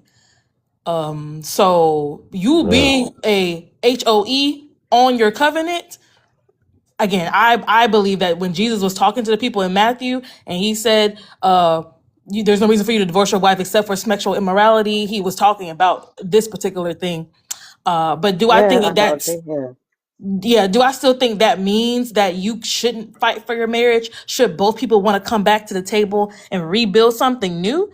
Oh no, I wouldn't say that. Have I seen the people who were the offender always wanting to do that? No. I Nope. usually see them saying, You're well, right. if my woman was just more feminine, if my man was just more this, if Mm-hmm. they just did this, I wouldn't have done this. And there's nothing you can build from that. Yeah, But you made a point with that, but I can't sit here and say that all of them are like that. No, we got some that are willing to actually work on it. It just wasn't mine, and it's okay, because I can't be upset or mad at it. I just got find choose better, and it's more about walking, like you said, with God with Christ. You gotta find somebody that, is with Christ too. Because God gives us a way out, and that's the thing. Hmm. Like, because I like Beyonder. I struggled with lust so bad, so bad. Like, I am a recovering pick me because especially purity culture tells you that if you just do all the right things, a man will want you, a man will pick you. Da da da. If you're 30 and unmarried and child free, then something's wrong with you. So I centered men for my whole life, and You said purity culture? What's that? we're Never heard of that before. What is that? purity culture, especially in the church, where they say that you need to keep your legs closed, you need to be feminine, you need to Oh, wear okay. modest That's funny. clothing, and then you Yeah, can but then who? achieve a I've husband. never heard that Heard before in it my that life. way. Well, Beyonder, you wouldn't because you're a man. You Well, wouldn't. that's not Yeah, she true. I was good. raised by a woman. I have four sisters, my mom, my grandma. I would have heard it by then. I never There heard it Well, you before. go. well, They no, they they, Beyonder. What I'm they saying is, always leave that part out. There you Beyonder, go. what I'm saying is, it's not a rule that's universally put out for all Christians. It's a culture that's put on the Christian women. So most Oh, people, on Christian women, not women, but Christian women. Okay. I mean, even secular women, because we hear on these TikTok panels, like the whole, can she dress outside looking like that if she's your woman? Should a man be able to tell her to put on some pants and stuff like that? So there's this idea that women are supposed to control a man's level of sexual immorality, and if she would just do better, he wouldn't be tempted. So that's universal. Whoa, I have never heard that before. That's wild. I don't think you can. Yeah, I mean, it started in the Augustinian era with the Caesar there, where again being naked wasn't a crime, right? Like it is in our culture now. And so when the Bible started to get adopted by a lot of different people, and it says for the women to be modest, they conveniently forget the closing your eye gates thing. So the culture was that if men were going to be rapists, if men were going to, molest people, that it was because of the women and their nakedness, not because of their own walk with Christ and their lack of impulse control, which started literally thousands and thousands of years ago, which is why now in 2026, we're still having talks about if a woman goes to the club with a miniskirt, did she deserve to be raped and stuff like that. So that's where that purity culture, pervasiveness, demonic rhetoric comes from. But what I'm saying is that the purity culture that I grew up in, which said the same thing, right? That nobody wants a promiscuous woman, made me then idolize men, which then caused me to led me to center lustfulness, because the men that I was surrounded by, they weren't told what I was told. They were told that men spread their wild oats. You're more of a man if you could have a lot of women. So their first language was physical intimacy, and I wanted to be picked by them so much that I just decided to get on board. So my whole point is that this whole thing about what we're told, about whose fault it is, whose agency it is very pervasive and demonic, and can lead us into lustfulness, can lead us into cheating on our spouse, when we quote unquote call ourselves Christians, or we're living in the faith. Wait, hold on. I want to make sure I'm hearing this correctly.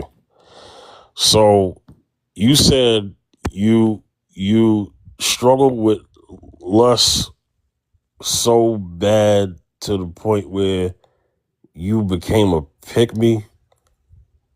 Help me with that, Jess. I don't think I heard that right. Yeah. Purity culture created in me a pick me spirit, which then created the lustfulness. The lustfulness was a tool to satisfy the pick me mentality that I was given through purity culture. Yes. So okay, so what were the men taught that you grew up with or have seen adjacent to the purity culture that was being taught to women? Nothing. Men, at least in the church, were not taught what I was taught. What did you hear? Again, I wasn't in all male spaces. They never let the girls go to all male spaces. But what I saw my brother get from again, my experiences with him being in co-ed spaces, is that a man is a producer, A man has to provide. A man is equated to his physical strength. I saw men being called wusses if they couldn't perform physically or if they couldn't get women. I saw men being called GAY if they were weird and socially awkward and therefore couldn't produce women, couldn't produce money, couldn't be athletic in that sense, which was very different than the culture I got, which was, hey, girls are in the house, girls cook, girls, I had to come in with my skirt at a certain length, and the boys weren't taught that. The boys weren't taught to stop wearing tight shirts, but the girls, hey, at the door, what's your skirt length? And that was promoted in the schools, promoted in my church, and promoted in my family. And the men weren't taught that. The men were taught how to be a man, how to be masculine, how to be a producer, right? And part of that came with conquering and dominating women. So you have a very strong vice against what you call a pick-me. You've been on my panels enough months for me to know that pick-me is a sore spot of a word for you. You bring it up quite often. So what exactly is a pick-me to you? A person who centers the validation of men specifically so she can feel validated by them. And so a person who centers the validation of men will then do certain behaviors like removing her agency and her personality, and so she can then seem more submissive in shared spaces. It's a woman who will cook for the group so she can be seen as more domestic. She's very performative in the things that the culture defines as feminine because she wants men to pick her, because she thinks her value comes from that. And it's also the woman who's hypersexual.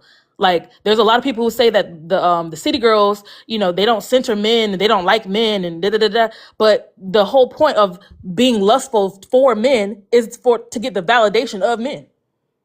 Hypersexuality is the number one behavior of a pick-me person because they want to be picked by men.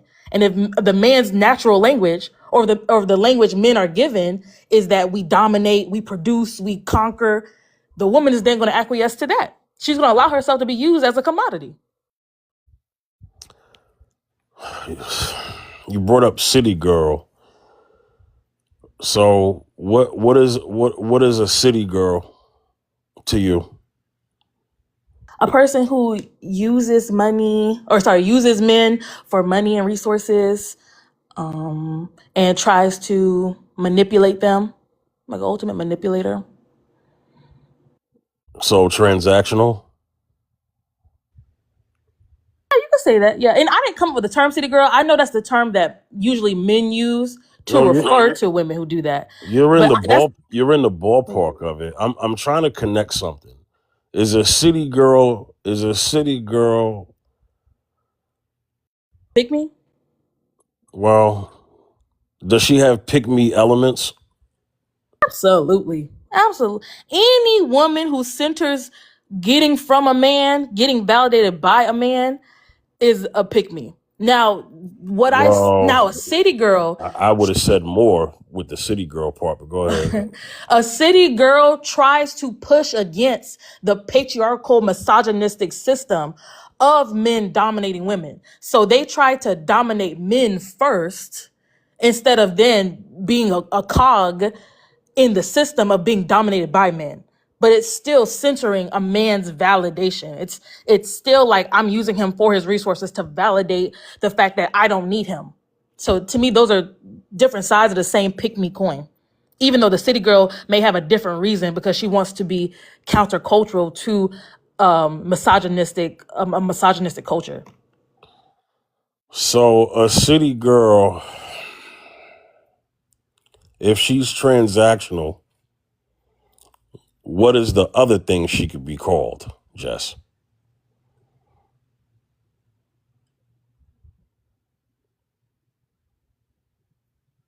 Jess. A user?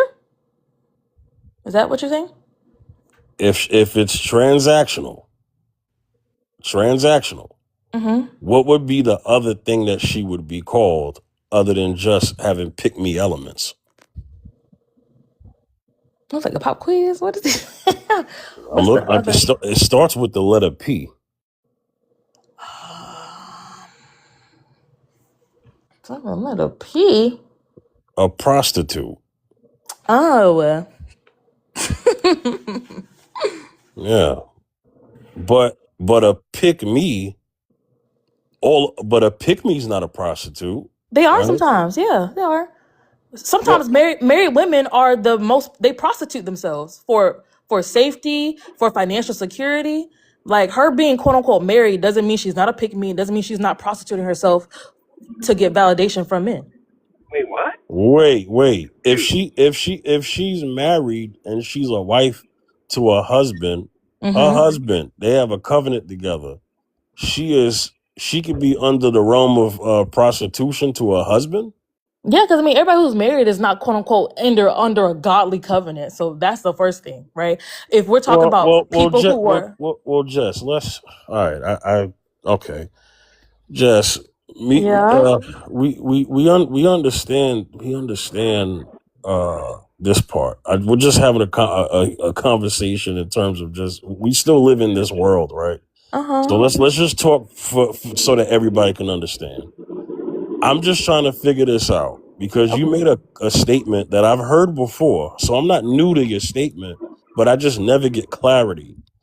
So the wife can still be under the realm of prostitution. I don't even know if I can even say this on TikTok. But people say prostitution.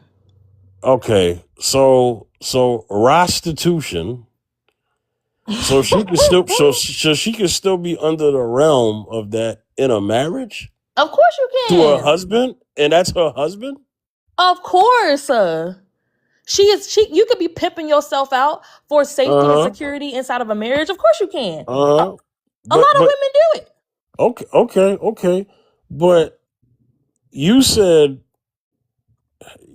you know what? Let me let Beyonce chime in because I do have to leave. I do have to leave in a minute. I'm not gonna lie. I'm pretty confused because I thought prostitution was under the realm of like doing it for multiple people, but if you're doing it for one person, if you're with one person and you're not like out there in the streets, then how is that woman a prostitute? I don't understand that.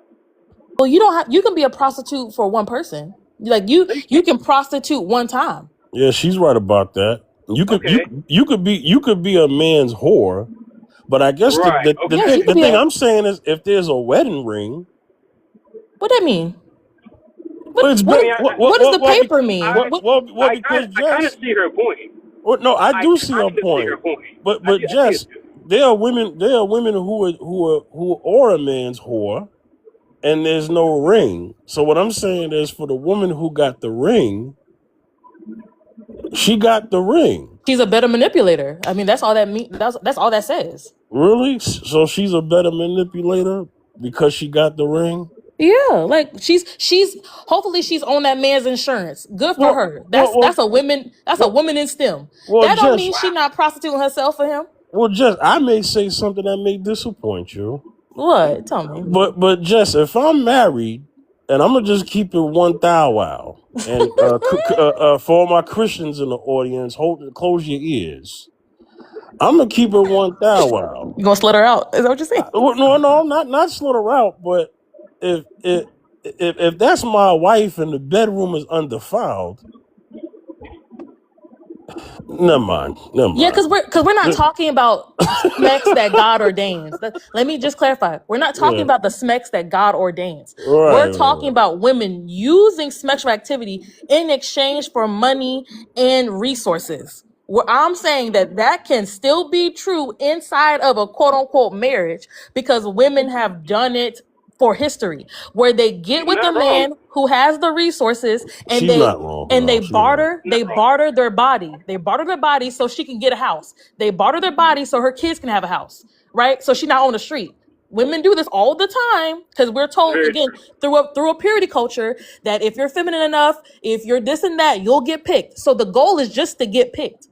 We never are taught how to be in relationships and how to not consume other people. So you're correct. Go ahead, Beyond. I'm sorry. I was gonna say, are you saying that purity culture garners prostitution?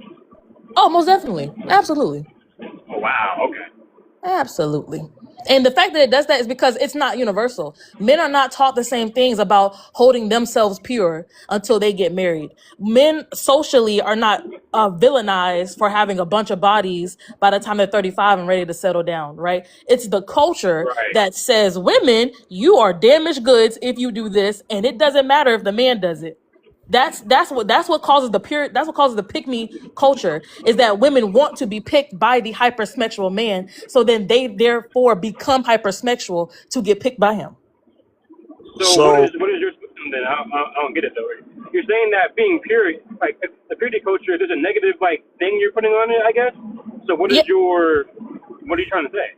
it's negative because it's one-sided. If it was universal, if it was taught to everybody in the same way, especially with the people who are called the leaders of the family, if it was taught to the men to as it was taught to the women, and it was the example that the leaders were giving to everybody, it would not be dangerous. It's dangerous because it's only one-sided, and then it makes people want to be picked by the men because it's one-sided. So my rules are different than your rules, which then creates this hierarchy and this haves and have nots culture, that is the problem. So are you saying that women shouldn't be pure? Oh, no, that's not what I'm saying. no, she's saying men should be pure too. But my thing is, Oh, well, yeah, I can agree with that. Yeah, yeah, sure. yeah, Okay, whatever. but just what's your counter teaching to that? Because guess what? You know what the counter teaching that I hear more so than what you're talking about Be a hoe. is decentering men to a point where they don't even matter. The But counter teaching should be that a man is practicing that he is not being ruled by lust as well. But the counter teaching that I hear is a man is being decent to the point where he doesn't even matter anymore. He doesn't even fit in a woman's world anymore. So and what are again, we counter teaching? yeah, I think that language is dangerous because it makes people feel undervalued. I believe in decentering men, though. Absolutely. Absolutely. So Like, I believe in men decentering women. Absolutely. Because then you can make place for God to be the center of your life. And it even says in Galatians 1:10, am I doing this for men or am I doing this for God? Because if I was doing it for men, I would not be a slave to Christ. And what I'm saying is that scripture, when I'm telling you, when I read it for the first time, I was like, that's the problem. People are centering what a man feels about me. People are centering what Instagram says about me instead of centering what does God say about you. So yeah, decenter that man, because he's not going to save you. One, marriage doesn't exist in heaven, so that's done, right? Two, that man is not your God, so he can't save you. He cannot give you the salvation that is supposed to be on you, right? Like, marriage is supposed to be sanctifying you, but the marriage cannot save you, and that's the problem. Women go through their life thinking, if I can just get picked by a man, I can have value, I can finally have a purpose in the world, and that's crazy because that man did not make you, so he ain't got a heaven or hell to put you in. That's the problem. Yep. So yeah, decenter men and women so you can center God. I think so I don't have a lot of I just was trying to get your view, Jess. I don't really have a lot of pushback, but I like the fact that you did acknowledge that the counter teaching does have extremism to what you're talking about, because now we got a whole bunch of women. Well, now we got women out here for a long time. I don't need that, right? And then it's to the point where there's double talk, because women will go out there and still get clapped, right? Have sons, and then now the sons are growing up. They don't even want to be men themselves. Right. You know what I'm saying? So what we go from one extreme to another, and a lot of it is trauma based. You know what I'm saying? And really, all of us need healing, like Kate mentioned. You know, Yep. I'm and sure and do. and so the thing is just, oh yeah, Jess got to go. Before you go, you got a final Bye, thought, Jess? Jess. I'll allow that. Go ahead, Jess, if you got a final thought. Jess. I think she left. Okay. Well, she's still physically on here, but okay. All I'll say right. this. They Yeah. disconnected it. I don't think she what she said. I'm not gonna lie. Like I don't really kind of like what she's saying is correct in a lot of ways. You know. Yeah. So here's the thing. I just wanted her to complete her thought only because some things come out in pieces. I just wanted to get the Right. full Mm-hmm. scope of what she was saying. And I'm Yeah. glad that you Right. asked, well, about the purity culture thing, because Jess brings up, and shout outs to Jess, right? Jess brings up purity culture A lot. and pick me a lot. And I'm trying to Right. understand. I'm trying my best not to assume what a woman is saying and just ask Exactly. what she's That's what I'm saying. saying. Because a lot of men and women, we say things that are vague and then we don't unpack. And Beyonda, I'm big on unpacking a point. Yeah, you are. That's true. Yeah. That's Hmm. true. Ready to go. But I'm ready to I go. guess I kind of wish I said this before, but a big reason as to why like it's one sided. Not saying that I agree with it. I'm not saying that. I'm saying the reason why it is because a lot of times in history, and history has shown this, and we're living through it right now. Mm. When you leave women to their own devices, it usually doesn't end up well. So there were training wheels put on society to protect women from themselves. And since those were removed, now we have like a pretty like messed up culture for dating because now women have like they have like the head dollar to have all these options. And so a lot of average men aren't even getting like that. They're not even getting regular marriage or regular sex Mm. because a lot of the average women, think they can get the top guy. Yeah. So without the training wheels, not saying that I agree with it. I'm saying that it did keep a lot of this nonsense in our society out of the way, but now they're gone. Yeah. So now we're dealing with a lot of stuff that like wasn't really the thing back then, but now it is now. So that's the reason why like the purity culture, or whatever she calls it, like is what it is. Is what it is. I'm not saying that it's right because if it had been put on both, then maybe we'd be in a better spot. So to her point, I agree with that. But the big problem was, leaving women to their own devices and having them have choice. And not like, that they're human beings, so they can have choice, but like, you know what I mean? Like, choice like in like the dating stuff. Right. So that pretty much like hurt us in the long run. Yeah. Okay, you had anything to add to that?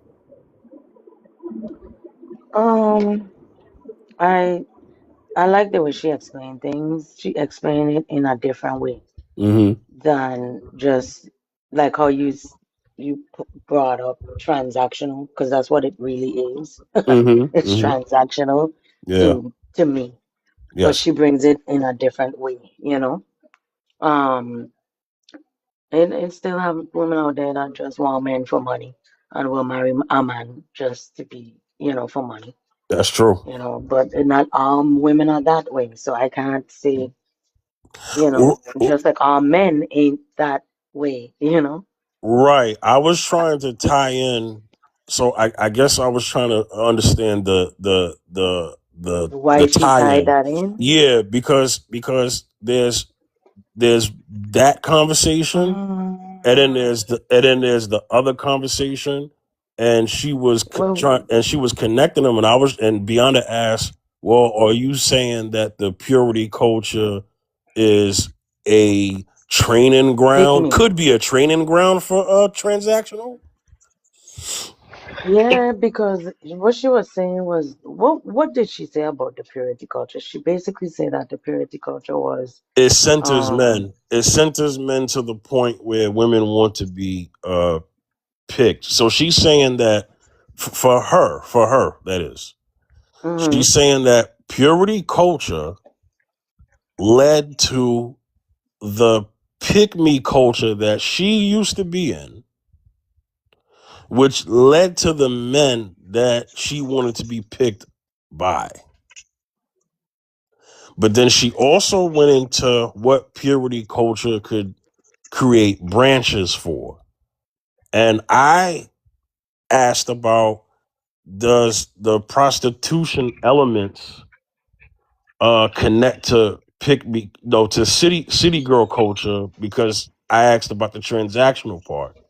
And then she connected that there are As if, pick-me's, yeah, right, that there are pick-me's that are in the prostitution prostitution. Yeah, and it is. It culture and connected. transactional culture. And I was trying Yeah, to there's pieces to a puzzle, and the puzzle had a lot of pieces, and I was trying to figure out, do all of these Because pieces if you connect? really think about Yeah, it, yeah, yeah. it do. Because if you think about it, what we know a prostitute to be someone that Mm-hmm. works her body for money, right? Yeah. Well, Okay, right. that's what Exchanges, she's saying. transactions. That's what Yeah. she was, Yeah. and that's what she was saying, Money, but in a gifts. different Right. It, way. it could be money and gifts. Yeah, It could be yeah, for position. You could I be have a a problem. woman could prostitute for a promotion. yeah. Yeah. I have a problem with this though, if I may. But she Beyonce, was go saying ahead. You're a in little low marriages. though. But Beyonce, Yeah, go ahead. you say I'm low. Can you hear me now? Yeah, go ahead. Mm-hmm. Okay. The problem I have with the purity culture thing is that what she's saying doesn't really exist today. And I'll tell you why. Because Right. the purity culture she's explaining was more so with women back then, like in the 50s and 60s, where like the value of having a man, like having a man did determine their value. But now, because women are independent now, that doesn't really exist. So she was more so explaining the purity culture back then, but then making it seem like it's like now, but that's not necessarily true. Because women don't Okay, quote unquote need a man now. They're independent. Well, to be this is fair, what I was. to be fair, I'm sorry, Kate, real quick. To be fair, Jess was saying that was something that she was brought up in, and she Oh, okay. So that was her she personal experience? right. So Okay, yeah, okay. Jess was saying that she was brought up in that, and she's the woman that she is today because she said she had to deprogram. On another show, she said that she had to deprogram herself. But what she is mining out is the staircase. So on step 1 was this, and on step 2 was this, and on step 3 is that. So that's basically what she was trying to just go through the steps, you know. But then she was also saying that both things happened, that men were centered and women were centered. You know, we did get to that point before she left. Okay, So go ahead. this Yeah. is what I got about the whole pick me and prostitution part that she was saying. Mm-hmm. In this day and age, there is still women out there that will prostitute their body in Mm-hmm. marriages. And I'm gonna tell you why. No, I see where she was coming from. What she's saying is it is women that will marry men for their money because of their body. That Yeah. makes sense? Yeah. There are men. So Yeah. that's what she was saying. Right. That's what she was saying. So that's what still happens. That's what's happening today. That this is not independent women. This is women that want a man for their money, and they don't want to work, and they have What? those high expectations What? and them high. You know what I mean? Well, Kate, can I say this to you so this can make sense? Mm-hmm. If all you got, well, not you, but if a Mm-hmm. woman has this thing about, I'm gonna marry a man for his money, then Mm-hmm. then she better have a body, Yeah, that's what I'm saying. and she better, right? Because, and Yeah, guess what? and that Guess what, Kay? That man, yeah, that more times than none, that man actually knows that. yeah, He knows that he's marrying a trophy. He knows that. But guess what, right? and that's what that Because is. because for the women that think they can outgame men like that, because this never works. Mm-hmm. Yeah, I know. Because as soon as that man says, "Well, yeah, we'll get married if you sign a prenup," Yeah, they huh? bye bye. Exactly. So Bye-bye. that's how you weed those But women that's out. that's the smart ones, There you that's the go. smart ones. Yep. I'm sorry, that's the smart ones. But but Yeah. There you go. So now for the fools, yes.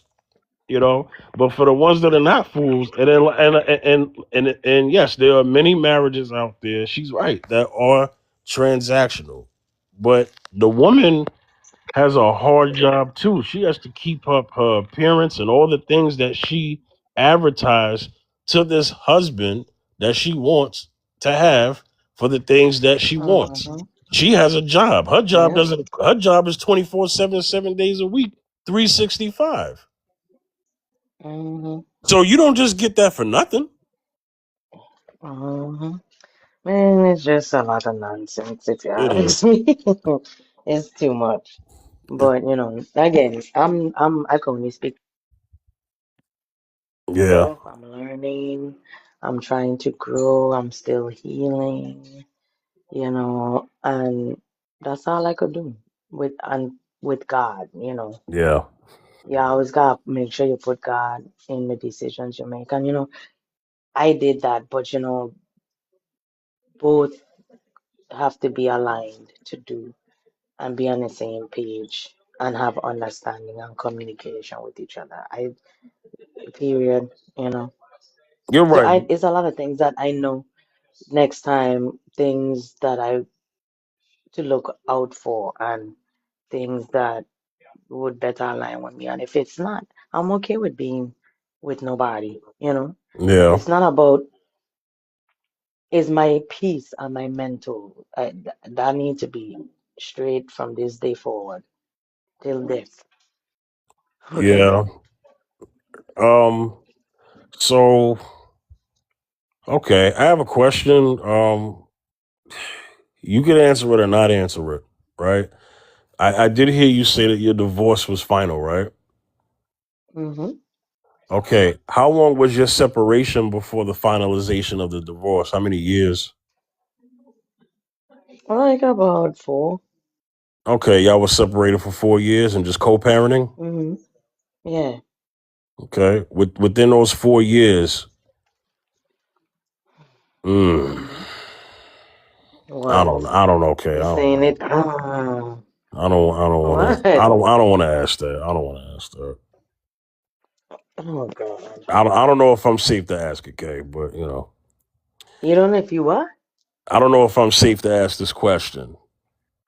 But I do What have a the heck question that about the means, four safe? years. Just go ahead and ask it. Just go ahead and ask it. Yeah, just do it, yo. All right. Within those 4 years of separation, did you date? couple couple people. But Okay. it was like not it was just talking to people. Yeah, I dated, but it wasn't like serious. Mm-hmm. But is this one person I'm talking to now? So I'm really talking to them. So I don't know what we'll see. Okay. What you say? Okay, like that. No, I mean that's a tough position to be in to date someone who is separate. Well, you're divorced now, finally. But what I'm saying, it's a tough Yeah. position to be in to date someone in a So that's why separation. I got yeah, propositioned with it that from a is. woman years ago, and I said no, I can't do that. So I can Well, that's it's a it. tough position to be in. That's all. Yeah, it is. I could understand. I could understand, and I Yeah, could respect that too. I yeah, am never in the business of forcing anybody to be doing something they don't feel comfortable with. But one thing I am is honest, and I will let them know straight up my yeah, situation. I yeah. don't ever not say it, I because I think always, that is I not right. al- I always think when I always think that when the divorce is not final, that the person could always go back, and so potential, you know. And I remember Yeah, a I see what woman. you're saying. Yeah, I I remember see a what you're saying, woman's. but Yeah, yeah, I get it because you don't really understand another dynamics really of Right. that person, the other person situation. But Right. Right. I met a it woman, comes. sweet woman, right? Mm-hmm. She was a Mm-hmm. precious woman. And she was honest with me and was like, I've been separated from my husband for, such and such years, kind of like a little longer than yours, right? And she Mm-hmm. was like, but he's with somebody else, and and I said, could y'all get back together? And she was like, no, we're never getting back together. He's with somebody else. And I was like, I don't know, because he could leave that person and then y'all can get back together. Because let me tell you where I Mm-mm. stand. Let me tell you where I stand with that, Kay, right? Uh-huh. And that is especially when they have children, like young children. Uh-huh. I'm an advocate of, if you're still married, fix that. You know what I'm saying? If it's fixable. So I don't want to get in the way with that. Get in the way of that. So I'm like an advocate for that. But like I said, everyone's situation is different. I'm a advocate for that too. But it's always a but though. Yeah. And the but is this. You have to have some type of level of respect for yourself in certain situations, yo. For Yeah. real. Yeah. And and everybody grows. It's like some people stay where they are. Some people flourish and continue to go. You're supposed to be flourishing together. You're supposed to be moving along, evolving together. If one is left behind because for some reason, I don't know what's going on, and then it's a whole lot. It's a whole lot. Bottom line is kids should not be a reason to keep people together, Mm-hmm. especially when it's not healthy. Right. That makes sense? Yeah. Mm, it's not. Because what is that showing your kids growing up? It's showing that, oh, mommy is tolerating this guy continue cheating on her, even though it's her dad. Come on now. No. And it's saying that my mom is weak. No. It's showing them the things that they should tolerate when they get older. You can show your kids that you still love them and be cordial about the situation and be there for them, and they still turn out okay and be happy. It's a way to do it, you know. Yeah, you're right. And I try to show my kids different. Yeah. I didn't. My kids don't know I dated these couple people. I didn't show them that. Mm-hmm. Now that I'm divorced, oh Mm-hmm. well, sky's the limit now. Doing a whole bunch of, dating in front of them, but you know what I mean. It's about how you do stuff. It's the respect factor of the situation. What's your type now? What do you mean? What do you mean? What's my type? You know what I mean? Because what you may have liked years ago, may not like that no more. So what kind of guy is your type now? I mean, you've matured. Your life and things you've been through have matured. Your decision making. Yes. There's things that you would allow or not allow. The things that you were attracted to back then. You may be different than Okay. what you're attracted to now. What's your type Yeah, now? you're right. You're right. Yeah, come on now. Okay. I'm 39. I ain't stupid now. Okay. I didn't say you was, man. Yeah, don't do that. Shoot. Okay. My type. Oh my God. Um, One thing is I ain't tolerate no damn cheater. No hmm cheater. I know that. I ain't got time for that There you go. because, that's one. hmm Two, somebody that, you know, who we could grow together, stick together, have each other's back, support each other, financially or not. Where hmm one is down, one could pick the other up, Mm-hmm. you know, and vice versa. Have respect for each other, talk to each other, communicate, and we could communicate and have what you and know how to emotionally regulate, you know, from a conflict or argument, or even if a disagreement come. And I said to this person I talked to, I was like, I don't. Let's not say we arguing. Let's call it something else. We agreeing to disagree. Let's call it a debate.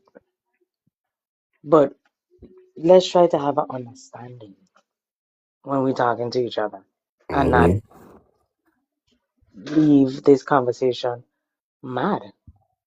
I personally don't believe in let's talk about it later. But okay, this is how you feel and you want to calm down, okay, fine. But we're gonna talk about it. We have to solve it because we have to get to let this out so we could have an understanding. Because my main thing now is we both understand each other. Right. And if we understand each other, we'll be able to communicate better, you know? And Yeah. we don't leave and say we done because of a little argument. Yeah. That makes sense? It does. That's kind of what I'm looking for, but Yeah. not really looking for. If it finds me, it finds me. If it don't, like I said, Hey, I is it just like? want peace too. Okay. Peace. Yeah. Can you have kids and not have kids? What we doing? What you mean what we doing? I would assume that you're probably okay with a man who, because you have kids yourself. So I'm assuming that you would Yeah, accept a guy who has kids. yeah, of course. Yeah. Do the kids got to What be a that look certain like? age? No, they don't, because mine is 12. I have two older kids and 12. It depends on if me and that person mesh. Like we doing this damn thing. I can't be a hypocrite. I Yeah. can't. That's Is it like is it like difficult an for me. age preference? Age preference? Don't come to me 23 years old. Do not come to me at 23. That's my daughter is 26. No, I'm sorry. It is for me. So how young you going? Um, is this like a dating site? um, oh God,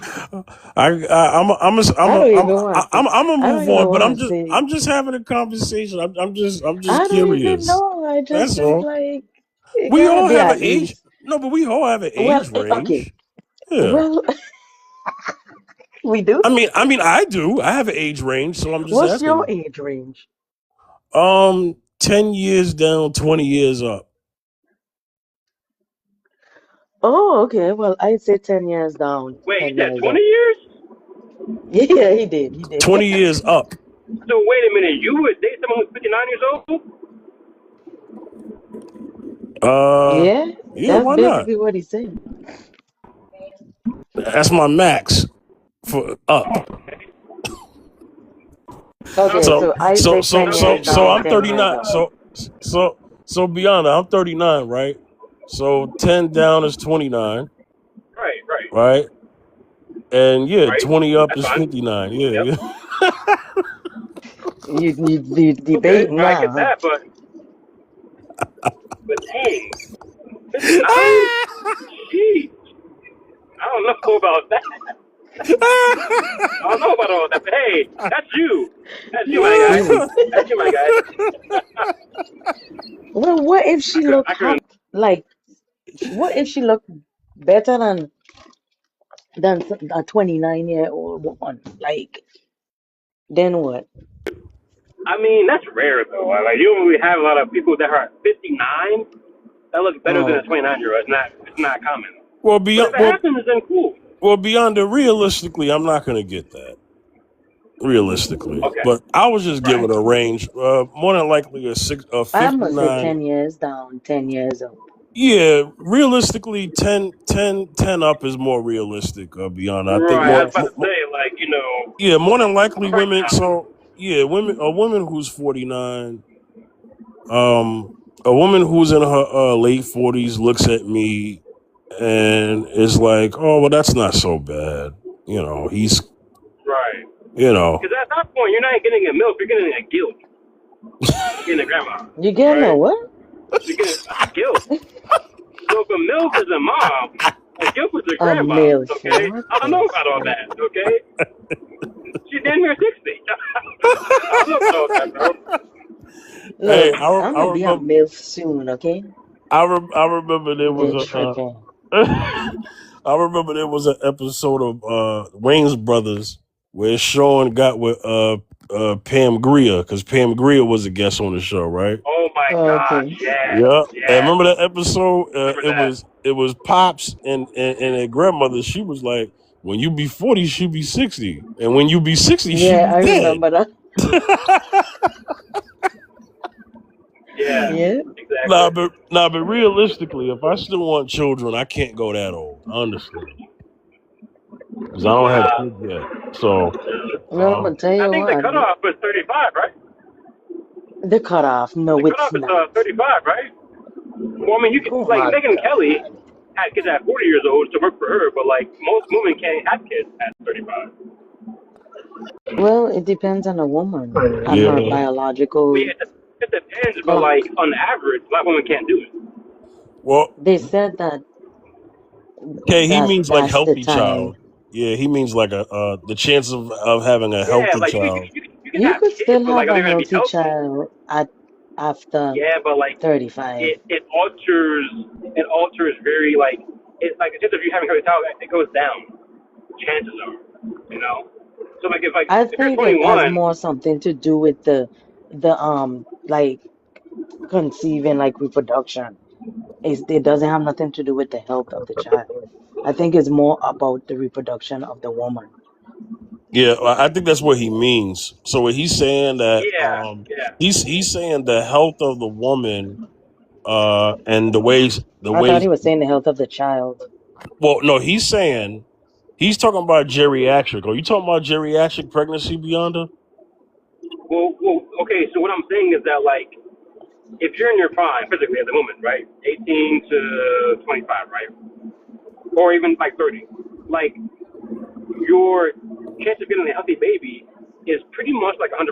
Assuming that there aren't any like problems in your family or See? whatever. But like, when you're like plus 35 plus or 40 plus, it's harder to know if you're gonna have a healthy baby because you're older, and the chances of you Mm, having a healthy baby is like kind of like a toss up. I don't agree.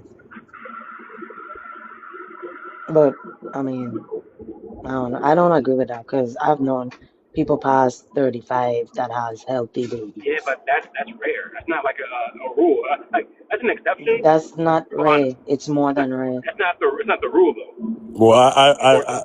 okay, I know what he's going by. So I know people don't read stats all day, but he's not I wrong. don't. Right. He's not wrong according to his percentages are right. He's not saying that it's not an absolute. So an absolute is never happen, never will, boom. What he's saying is probabilities and possibilities. Me too. I'm saying that too. I don't. What I'm saying that's different is when it comes to the 35 thing, that's like more about the reproduction of the woman as far as if they could conceive like a 20-year-old. You know what I mean? Mm-hmm. Or as quick or as fertile as a 20-year-old. The fertility is lessened. That's why they talk about the 35 thing. You know, you get it? Yeah, and he's speaking to my 10 years down thing. So he's basically saying if you go in I thought 10, you was because I'm okay. 39. No, he's saying because I'm 39, and if I still want Mm-hmm. kids, that I need to get a woman who's under 25, 35 for the best chances of having a kid. That's what he's saying. a healthy kid. A healthy kid, yeah, yeah. And I'm saying that's not what this is not the same thing. Oh God. Okay, I'm done. But I get No, what you're saying. I do get what yeah, he's saying. I do. yeah, Trust me, I do. But yeah. as you get older, everything decreases, man. Period. So Right, because he's we saying if just I that's he's where saying we it at. right because he's saying if I go 10 years up, well 20 at first, but we're gonna be realistic, right? He's saying Hmm 10 up is 49. So he's saying, bruh, if you want a child, you may want to make sure you It's have a gonna be a child. risk. It's gonna be a Right, risk. right. I get with this 45-year-old woman who wants to have a kid. That's what he's saying. But it's Like, gonna be a risk for the mom yeah, more so the child. Because yes, the yes, mom, you're right. you get what I'm saying? Because the mom is older, it Mm-hmm. decreased in certain things Yeah, with their body. So when a baby comes into play, that don't mean the baby isn't healthy now, but the baby is feeding off of the mom. yeah. So that's extra stuff the mom is getting less of. You get what I'm When saying? I was talking The about health, I was talking more about like Down syndrome and like that kind of stuff. Like that can be prevalent if you're like 40 plus having a kid. That's a fact. Like that baby having like a problem or like certain like medical problems is it goes up the older you are as a woman. Like if you have a kid like past 40, you're risking that. That kid having like a problem. well, I like a this pretty God that my child don't come out this year. Hmm. I'm just saying, I like a this pretty God. The baby don't come out. Oh yeah, yeah, yeah, yeah, What you yeah. saying, huh? No, no. The audio kind of cut out. I thought you were revealing something. I was like, all I could pray is Yeah, that the baby don't be like disabled. right, and that's at any age. What you thought I was revealing? I thought you was never mind. But anyway, but yeah, as long as Revealing pregnancy? Hell no. I was about to say, Kay, I know you ain't. Well, anyway, uh, But uh. who child? I'm sorry. The audio cut out. The audio cut out. So I heard it like you was talking in present tense. So my bad. My, I'm talking in present tense. wait, are you expecting? No, Okay, no. okay, okay, okay, It okay, was me talking in present tense of what he said. okay. Basically, if I was pregnant, I would have to just pray that it must be a healthy baby. Right. No, I rock with that. I rock with that. All right. Let me let up. Yeah, yo. Hopefully.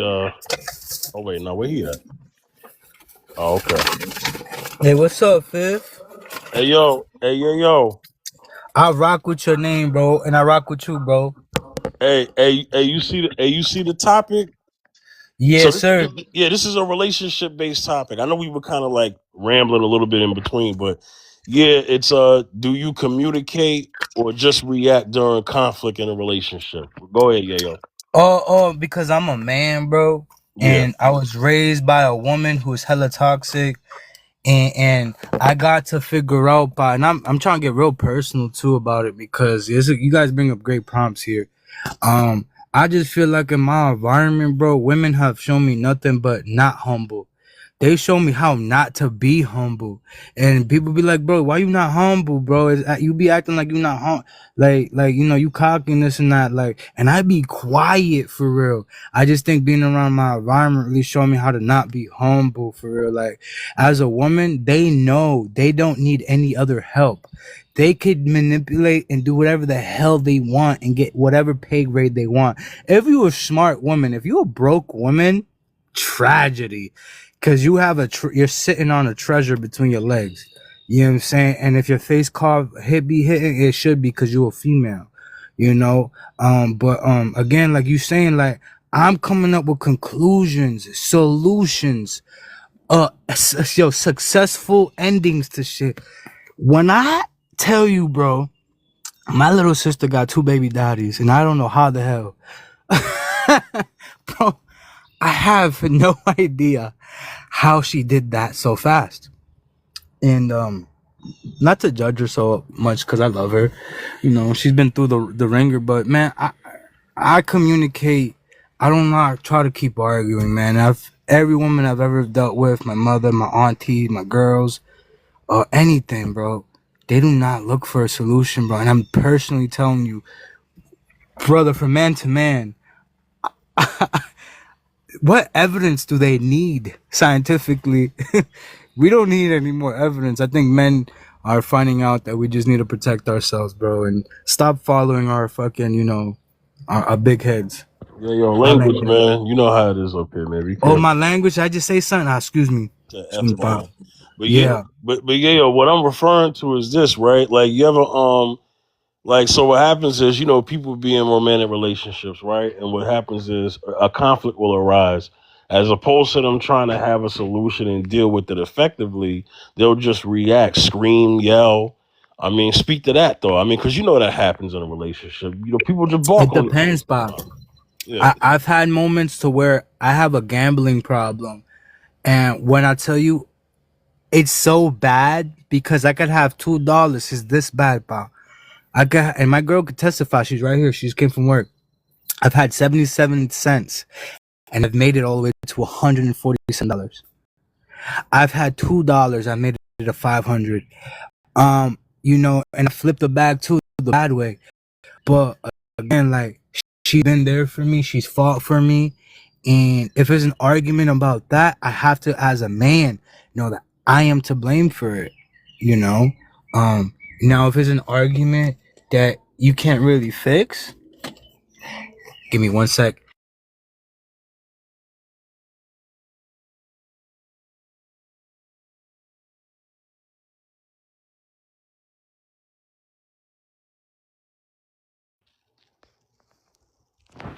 All right, let me let him handle what he got to handle. The vibe. Yeah, baby. Yeah, go ahead, yo. You know the vibe, Bob. We here with my girl, Bob. You know the vibe. Baby, I'm right here. Take your time. Yeah. But don't. No, but yeah, if you can finish your point, go ahead, yo. You know the vibe, Bob. And you know what I'm saying? We cooler over here, Bob. I gotta show you the ride real quick, bro. We in the robbery. You heard me? Okay. Yes, sir. And then we got the other one. You heard? Yeah. Yeah. I did that. My girl, and I couldn't do that without my girl, real life. And if I mess up, bro, I have to know I mess up. And a lot of men out there, they mess up. If you cheat on your girl, bro, you not loyal. You not keeping it P. You not pimping, bro. You messing the whole game up. Be honest with your girl. Real life. I think being honest with the girl that wants you for real will get you I think will get you to the end of life, bro. To old age, cause they're there for you. They know you a man. They know you have all these Can I just say lust? Can I say lust? I'm gonna say lust, bro. Yeah. Men suffer from lust, and women understand these. The double standard is that they keep their legs closed because it's easy for them to get play. For us, we have to make up this play to get play. And if you ain't got it like that, you definitely need good game, bro. So you know, the magic is it, bro. Communication skills, bro. It's a skill issue. If you can't communicate with your girl, she don't want you. If she can't communicate with you, at the end of the day, she don't want you. Real life, it's all depending on her, you know. If you arguing with a female, she don't want you, period. I promise you. My girl let me have it, but she never sat there I'm telling y'all, I could call them arguments, but she was just so mad that I was like, fuck, like, damn, you have the bag, boom, boom, bop. Like, I've had moments, bro, where I slip. And you know, but besides my personal advice, bro, You know, communication is key, bro. And these women, bro, especially if you got the right one, bro, they're the best, bro. I love my girl, bro. I got a baby mama, bro. She was just telling me, Pa, personally, Fifth, me to you, Pa, mano ni mano. She just told me like 10 minutes ago about how like she never thought she would have dated a guy with kids. You know, so I'm very blessed, bro, and thankful that, you know, my shorty really saw it in me, you know. My love, my loyalty, my work ethic, period. I hope every young man or man that listens to me know that, you know, it's reciprocating energies here. I want to learn on TikTok about relationships and how to like do better for people, and also I'm listening. This is all advices I've heard on TikTok within a year and a half. Because before TikTok, I was like messed up, bro. I was getting fucked. Excuse me for my language, bro, but I barely said it. Yeah, I didn't know how to be positive about myself, about life, and I worked hard, bro. Welded inspected in infantry army, and I was by myself a lot, bro. So I understand for the young man, bro. It really is hard out here for us, man. Be very lonely, very, very lonely. I'm handsome, bro. I'm 5'10" and I'm blessed, bro. I should be 6'4", but I'm really 5'10". I'm destined to be blessed. And real life, bro, I'm just thankful for it, bro, cause there's a lot of negative, and not even that. There's period. I like you too, bro. There's babies out there where, you know, where Smansa, where it could get brutal, bro, with life. So, you know, I've witnessed it firsthand. So when people could communicate, I feel like they need to either go back to motherfucking, bro, 1945 when WW2 started and see what the hell they was doing to them people over there, or just look around, bro. Get your head up, look around. You know, we need each other, bro.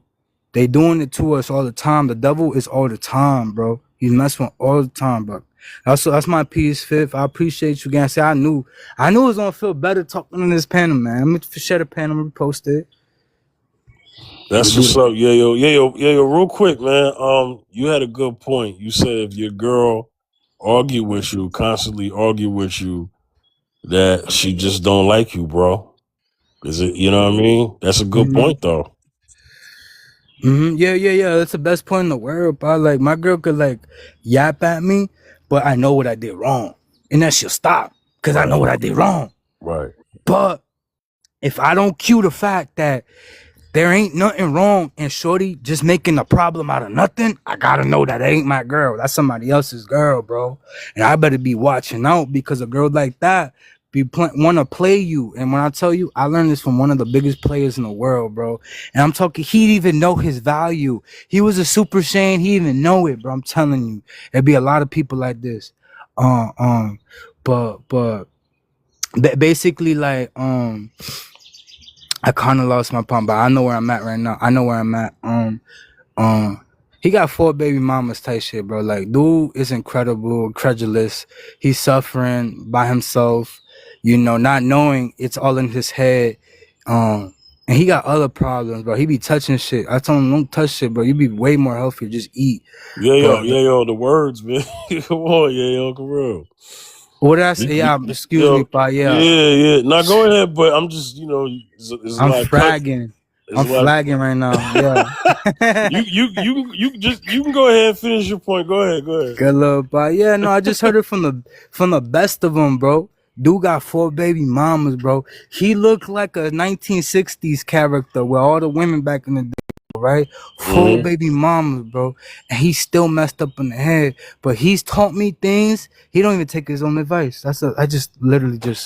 I'm leveling up here with you, Fifth. I'm leveling up. You know, a lot of people don't take their own advice. Yo, I'm gonna keep it real with you, man. There are moments I don't want to take my own advice. Yeah. That's where accountability partners come in. Absolutely. Accountability is thrashing. Accountability is thrashing because it means you have to do better.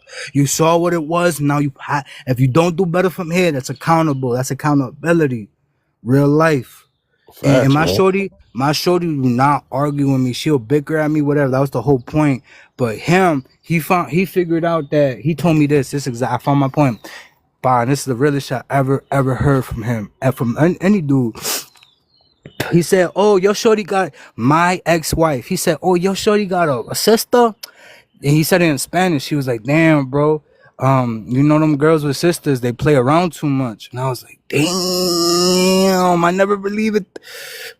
That's why I had really woken up for some reason. It was subtle. It was fixated.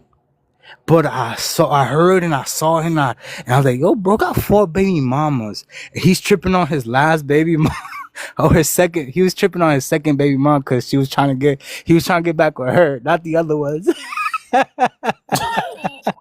Yo, does you hear me? I'm laughing for real, but cause this shit funny, man. And not a lot of young men, bro, and it's fine. They don't know what I went through. I had to learn how to navigate how to be a man. And I don't think that's what we're taught as young men, especially in this hyper feminist Western civilization. They don't teach us this shit. I'm Afrocentric. I'm Eastern centric. I'm supposed to learn some dark skin stuff. But that's not what they wanted to show me in the history books. That's not what they was telling me in the classrooms. That's not how they was treating me in the work field. They was treating me like a peasant, like I was third-hand class citizen. I'm better than that. I'm a welding inspector. I'm a veteran. I shot all of them up. Shot them down in the way they were like coming at me. My mother was my own bully at one time, bro. It's very personal. My own mother was my bully. So I'm very thankful being where I'm at right now, bro. And all the women and the men that are listening, bro. You know, that's just me, bro. You know the vibe, gang. We here, bro. I went for my girlie so he could smoke real quick. Oh man. All right, yeah, hey, you said some stuff I could definitely digest. You know what I mean? And, Good love, family, yeah. man. We be cooking over here, nothing but Colombian, Puerto Rican, Dominicans out here. We cooking over here, bro. And the Mexican, and the Mexican, baby. You know the Mexican shorty, bro. I can't talk too loud. I can't say that too loud, bro. My girl for the bully. Oh man. It's all good. I fuck with Mexican shorty though. Okay. That's what's up. So yeah, yo, man. When it comes to conflict resolution, man, how do you resolve a conflict? Like if you and your lady have a disagreement, how do you resolve it? Good question. And I'm not talking about. And I'm answer this. I'm answer this with the A/B. There's an A answer. There's a B answer. First answer is if she's crashing out, bro. Right, you could walk away, son, walk away. But B also is if she crashed out and humiliated you. I mean, bro, straight up humiliated you, bro. I get it. Don't put no hands on her. Don't do none of that shit. We don't do that. That's what women do. And if she's not a man, you can't put her hands on her. What you do is you get her sister, you get her cousin, you get her friend, and you crack her, bro. Real life, where you crash out. That's how you, as men, our only power is to walk away. And when we walk away is when we crack one of your friends or shorties or sisters or whatnot. That's the best thing a man could do. Real life. Real life. Let her take the money, the kids, the house, bro. Get her the whip, bro. That's not yours.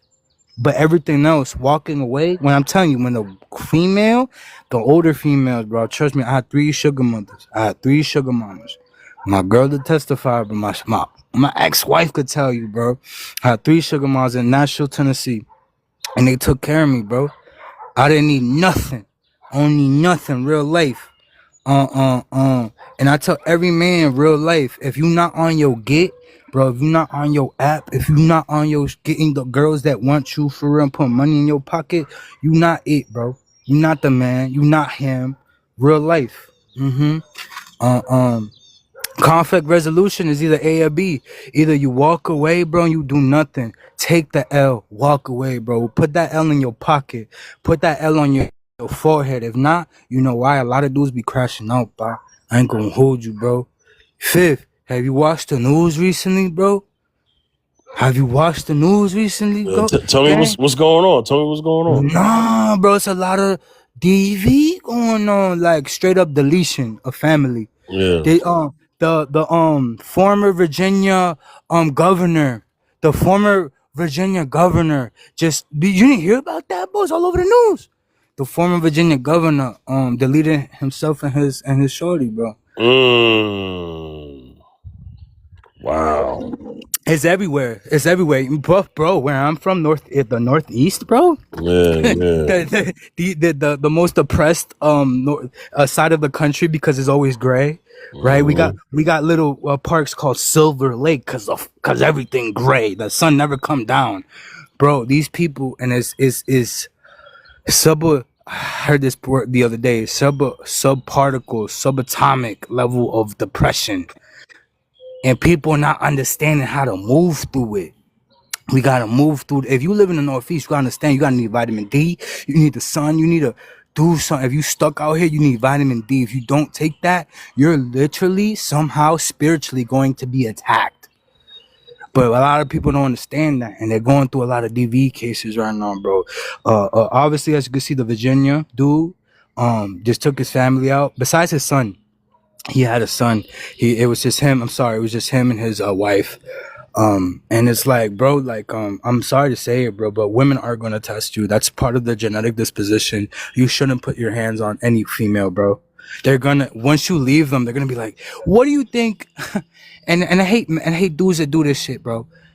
You gonna put your hands on a woman, but knowing that if she cracks another dude, bro, you gonna go crazy, or you crack another shorty, it's all right. It's all right. You're gonna go crack another shorty, but it's okay. But she cracks another dude, bro, you gonna go crazy? Bro, I just say dudes is taking L's everywhere, bro. That's why I'm up on here, man. I got out the army and I was welding for 5 years and welding inspecting for 2. Excuse me. And I didn't think I was ever gonna go through it because of what happened and how I was messing with women and whatnot. And but I went through it, man. God is great. God is huge. And for every man and women that listen, bro, I didn't think I was gonna get through it, bro. Real life. But I'm here and God put me in a great position. I'm gonna hold on I'm high strong. I'm talking the way I'm talking because I love people. God put us on earth to love each other, bro. I told all my people when I was in the army, bro, if we was in the same time on earth, if I join and you join at the same time, bro, you are my brother. I don't care if you're fighting. I don't care if you hate me, if you're racist, bro. And I'm not trying to break through racist. I could give a damn. Go to hell. Everybody go to hell.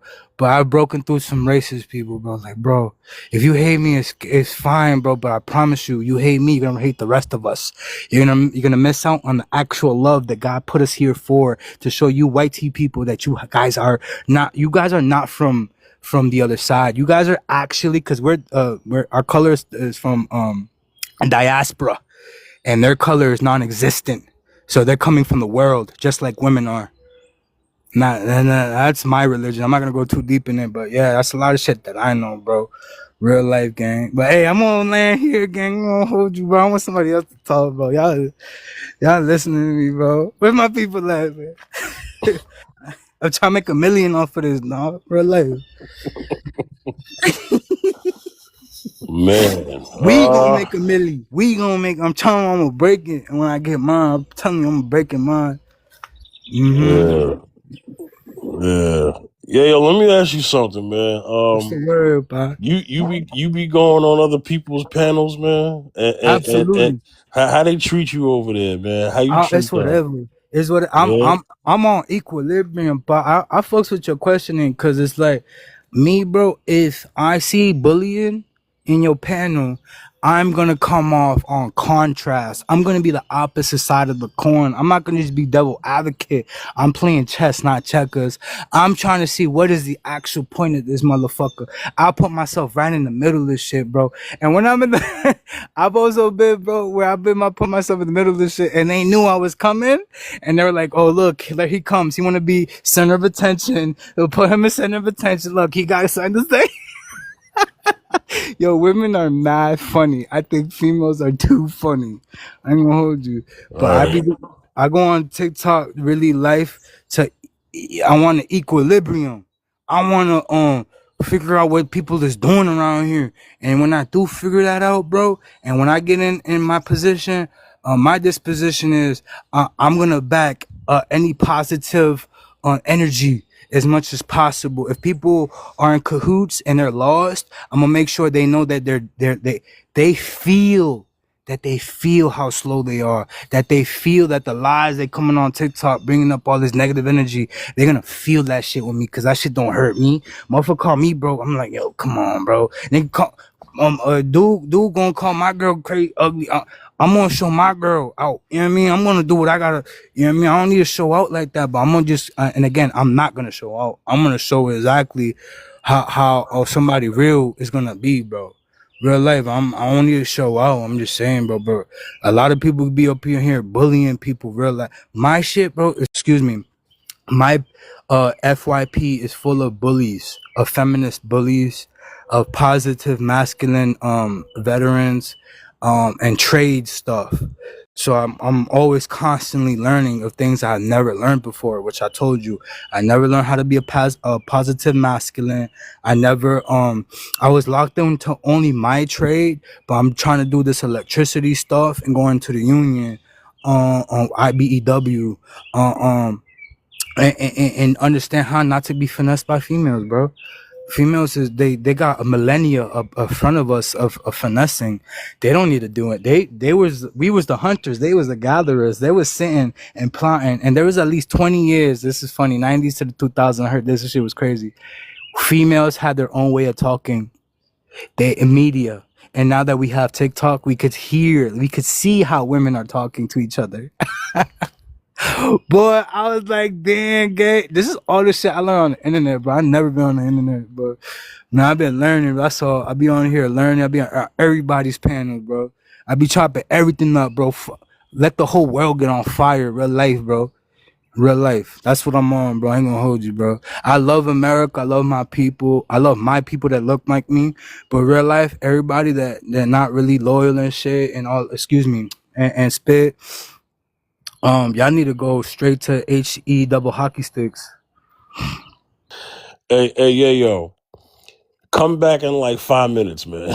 Alright, you know the vibe. All right, come back in 5 minutes, man. I'm about to go smoke, bro. You do you, all right? I'm gonna be here. I'm gonna be right here.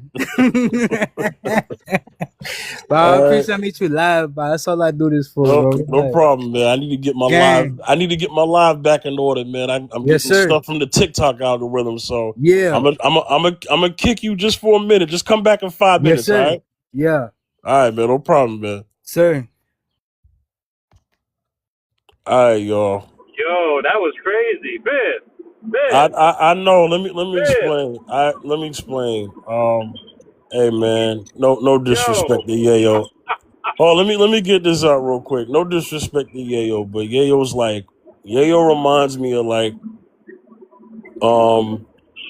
people that I grew up with, back in New York, right?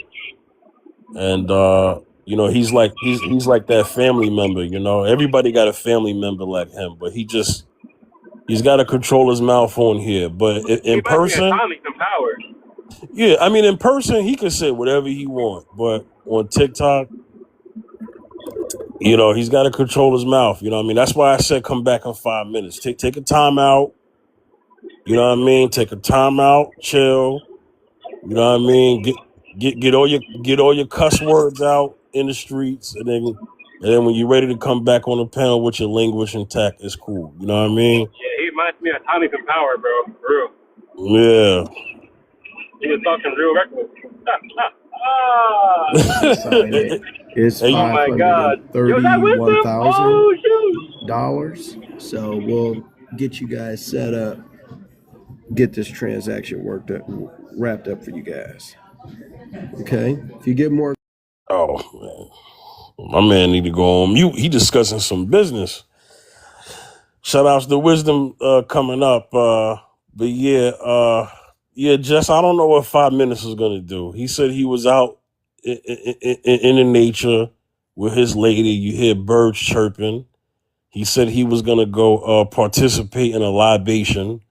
So I'm going to just go ahead and let him do that, all right? He might have already started, Hey, Fizz. Yeah. Yo, Chris, can I address the purity culture thing that you were talking about earlier? Yeah, now that Jess is back, yeah, go ahead. So Jess, I was talking to Fifth about it, right? And I agree with you about the purity culture thing, right? But I think the problem is that, the purity culture, that was more of a thing back then, because women back then got value from men because they, was back in the day, it was different. But nowadays, now that we have the whole feminist movement, not women don't need men to get the value. The value is within themselves. So the purity culture you're talking about, I see what you're saying, but that was more of a dynamic back in the day, not really like today, Well, the feminist movement is still alive and active because it's still fighting against a system that pushes the purity culture. And we're all a part of the system, right? The system is not some person, like in a glass tower doing things necessarily. We're all parts of the system, whether it be from the media, from how we interact with each other interpersonally. And so the reason why I gave an example about, like, at least even on TikTok, right? People will say, "Oh, well, you 30 and unmarried. What's wrong with you? What'd you do? Why you not picked? Why you not chosen?" Like, they are perpetuating the purity culture language that if you would have done everything right, you would have been 30 and married with 4 kids by now. So I would refrain from saying that women have all of this freedom, and the misogyny that feminists talk about is somehow in the past, because that's the same language that racists use, right? That, Well, like, no. well, Barack I wasn't making that Obama. argument. Well, That was my argument. it wasn't, because you said the feminist movement gave us all these freedoms, right? So that was the purity No, culture is a thing of the past. I said when women get value from men, they definitely get that. That was more of a dynamic that was back in the day. Now what I'm saying is that in today's day and age, right, women say they don't need men, so they're not really getting the value from men today. That's what I'm saying. But Beyonder, women are saying that because they're combating what is currently still being presented to them, which is that y'all still get your value from men. That's still the rhetoric they hear, which is why women are trying to combat that by saying, "Oh, we don't need men. Oh, we don't center men. We don't do that." There would be no reason for women to say that if there was a culture of women who decentered men and just lived that, right? There'd be no Right. reason. There'd be no reason to say it. So the reason I that think women have to say it is because the culture that's the antithesis of it still exists. I mean, I we think what I'm saying should is be that teaching a culture of loving each other. What happened to that? right. I think what I'm saying is that the purity culture you're talking about it doesn't look the same as it used to look. It looks different now because of all these things in our society. Yeah, and I definitely agree with you. It looks different, but it's the same beast with a completely different name. It's the same thing. The whole stuff about, oh, can you let your woman wear the miniskirt outside because I don't want men looking at her and I don't want men to be tempted because she wearing a miniskirt, is the same conversations women were having back in the Augustinian era, where they were then it was the onus was put on them to control the man's lustfulness. So it's the same conversation we've been having for thousands of years. It's just we use different words like pick me and 50-50 and accountability, but it's the same conversation. Women, you are the ones who control how much a man has access to sex. Men, you are the one who controls how much women have access to marriage. Women, if you want to get picked, then you need to be feminine, fit, and friendly, and you need to stop being a hoe so you can get picked. Sorry, you need to stop being HOE so you can get picked. That's the language that's been pervasive through generations. That didn't just come up in the last 50 years, is what I'm saying. So the feminist movement hasn't created anything. The feminist movement was a response to something. So what are your thoughts in regards to the feminist movement? Are you in favor of that, or are you like against the feminist movement? Oh yeah, I'm against misandry, but power to the people. Power to the people with the Wait, hold on. Great. I love our new training class. I know. How do you I got say like 4 more people that are supposed to be starting. I love your son. Yeah, he's the best. how do you said I'm against misandry, but did I just hear that? I'm against misandry, but, and what'd you say after that? Power to the feminist movement, yeah. Because they're not the same things. What's the feminist movement today? what has always been the political, economic, social equality of the Smexes. People Are you like sure? yes, yes. And the reason why I'm so confident to say this, even though I know people are going to bring up people who are misandrous and do it in the name of feminism, is because if we look back at any other campaign, right, for social change, if we look at the Christian movement, there was a time where people enslaved other Africans in the name of Christ, right? It was part of the church's rhetoric was that they're not, they don't have dominion over the world like Adam did. And so therefore they're not the chosen people. So the idea that a movement that is anti-humanity, anti-Christ-like could use the Christian label is something we've seen in history. So obviously that should also be true, that people can do things under the guise of the label of feminism. But if you look at all the literature, it has nothing to do with actual feminism. Okay. I don't know if that answered my question. I was just asking you what. That's what I'm saying. People will bring up misandrous and say, look what the feminist movement is doing now. And I'm saying, no, they're not feminists. They're misandrous doing things under the guise of feminism. You said feminism today. You said feminism today is what it always was in the beginning. That's not true. No. You know, there's something called waves of feminism. Yeah, first wave, second wave, third wave, fourth wave. But they had the same goals. The goal was the social political. It was the same goal though, Beyond. No, they don't. So I'm sorry, I can't give you that. What's the goal? What? So tell me what was the first wave's goal and what's the third wave's goal? The goal in the beginning on paper was to equalize the rights of men and women on paper. But in practice, all it did was elevate women over men. How Beyond? Tell me how the first wave feminist movement. He's cooking there. Go ahead, Beyond. Go ahead and finish. Oh, sorry, I thought you finished. That's all right. Because so how we respond to social issues is through the lens of women, and also women nowadays can have. I can't hear him. Can y'all hear him? Yeah, I can hear him very clearly. Okay. Yeah. Are you talking into the mic? Yeah, I am. Yeah. Okay, I'm sorry. Okay. Yeah, I was saying that socially, women have a lot of power, right? They have the power of choice, and they can literally they're taking either two.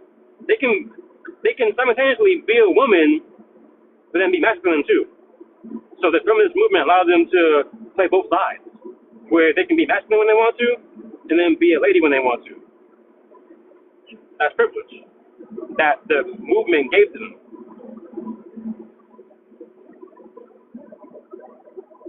Okay, so again, how did first wave feminism put women over men? Because that was your point, right? Women who are allowed to now be men does not put women over men, right? Because women now want to be men, right? Because women are trying to combat the man for the leadership role, which isn't the way it's supposed to be. But you're saying you're conflating a lot of different things. So we can stay on one thing, right? I said, tell me, because my statement was that the goal of feminism has been the same even throughout the multiple ways. You said that's not true. And so then I said, give me an example of first wave. Let's take all the other waves. First wave feminism and how it then tried and succeeded to then emasculate the man and put women over the man. That ain't what he said. To your question, I don't have an example for first wave. You're correct. Okay. I don't have one first wave. I don't. Because in the beginning, it wasn't served on the plate that would, put women over men. It wasn't served that way. But over time, it became that. It definitely did. That's what I'm saying. That's the misandry part. So we can talk about people who are misandrous, who do things under the guise and label of feminism, but then it would be the same conversation about a bunch of Christians going to Africa and unaliving people under the name of Jesus. We know that's not real. Right. I see what you're saying, but it's not really a good comparison. But no, it's not, Jess. How is it not a good comparison? Because people thought they were justified in doing it based on biblical teachings. So there's misandrists who believe they're doing the work of feminism based on what they believe about feminism. How is it not the same thing? Because he's trying to stick with the feminism umbrella. This is why I brought up first wave, second wave, third wave, fourth wave, and that what he's talking about in the beginning, when you see where it is now, that's why we're trying to figure out why you made that statement that feminism is still the same. If the fourth wave of feminism would tell you that it's obviously not the same. So that's why he was trying to at least get you to admit that feminism evolved and changed throughout the time.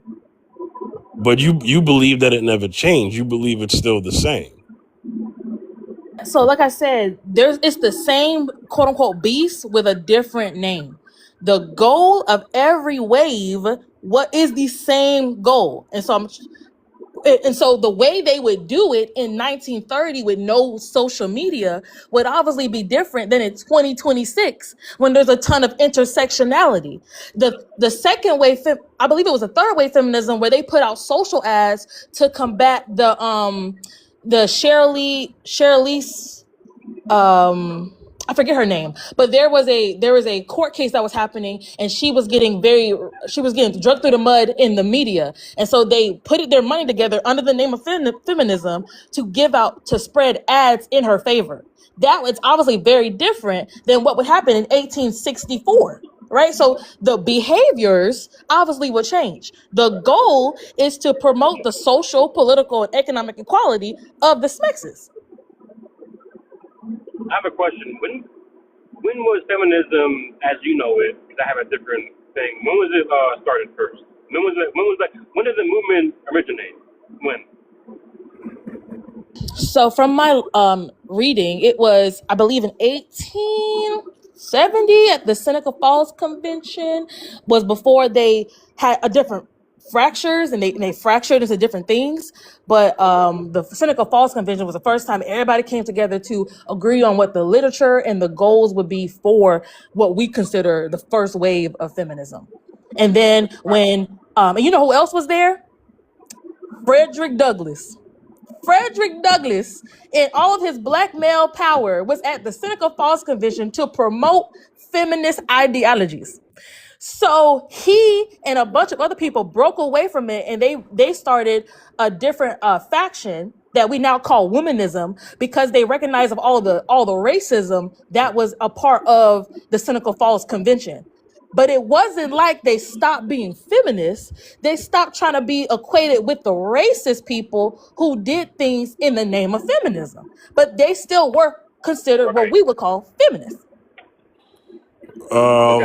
The answer I was looking for. I didn't know that. My knowledge was the 1960s.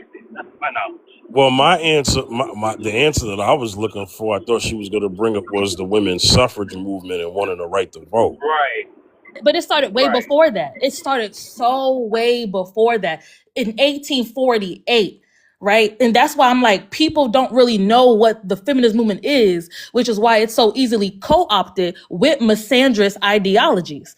The feminist movement was never about taking away the man's position, but that was the rhetoric that was used to combat it. Even during, like what you said, Fifth, the suffragette movement, they put out so many posters saying, oh, well, now I'm the woman now. Oh, well, so when you going to be, it was the woman trying to walk out to vote and the man holding the baby. And he's like, oh, so I'm the woman now. And that's the same rhetoric we still hear nowadays, is that, well, women want to get jobs. Women want to be a provider. Oh, they want to be men. They want to be masculine, which is why I say this is not new. It's the same beast with a different name. Men have been fighting against women, quote unquote, co-opting masculine roles since 1848. Women have been fighting against that, and they just want the opportunity to be equal with men in the social, political, and economic spaces. There's women, however, who believe men are bad and therefore can't be trusted, and those are the people who are trying to unalive a bunch of male babies. Those are misandrists. That's not the feminist movement, though. The same way the KKK are extremists, but they do it under the guise of Christianity. Nobody who is a Christian would claim to be the KKK, even though we know the KKK claims to have Christian ideologies. Well, see, here's the thing about, all right, you're not making bad points, but let's kind of unpack this slower. So the women's suffrage movement and the right to vote, I may not be able to prove what the tagline of feminism is back then, but I can be able to say that feminism definitely co-opted the women's part of the movement that still included the family. So what happens is you have feminism at this point where they exclude family. And when I mean family, I mean man, woman, and child. That's what I mean by family. And so there's been a lot of co-opting of what was good, you know what I'm saying, to what we have today. So that's why when people say feminism, we have to go to what they actually mean, because feminism is a vague term.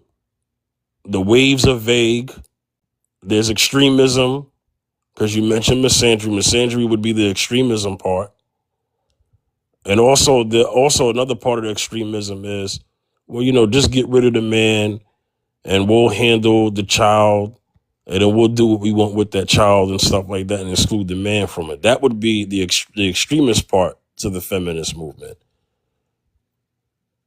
Right. And as a feminist, as a Christian feminist, I wouldn't claim them because it goes against all of the literature Did you just say Christian feminist in the same sentence? I did. Mm-hmm. Who is that? Who you talking about? Talk about me. So you refer to yourself as a Christian feminist? When I have to, yes. Hey, Wisdom, are you there? Wisdom. I need him to get on the mic right now. And the reason why I say that is because of Galatians 3:28.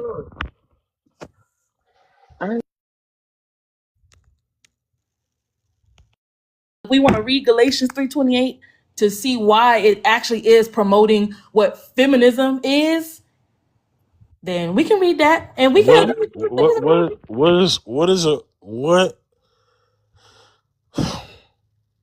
What is a Christian feminist? What is that? For you to claim that as yourself, because I don't know what that is, and I don't want to assume what it is. So you tell me what a Christian feminist is, and then you can tell me where you stand with that in terms of what you have adapted for your life and calling yourself a Christian feminist. You have the floor. Okay, real simply, I'm a Christian woman who believes in the validity of the Bible and the fact that Jesus Christ came and unalived himself for our sins. And I believe in the social, political, and economic equality of the Smexes. So that's where you stand as far as being a Christian feminist, or does that also describe a Christian feminist for other women who may call themselves that if I were to run into them? I haven't met anybody who claimed to be Christian and feminist. Actually, that's not true. There's a lady on TikTok who does claim that. But I'm sure, like everybody, they would have their own hues. They would have their own hues. They'd be we'd be the part of the same rainbow, but have different hues. So I would never claim to be speaking for all Christian feminists. Never be speaking for all women. All Black people. Right? I couldn't do that. So you call yourself oh God, Jess. I need to save this for a Monday show. Jesus. David.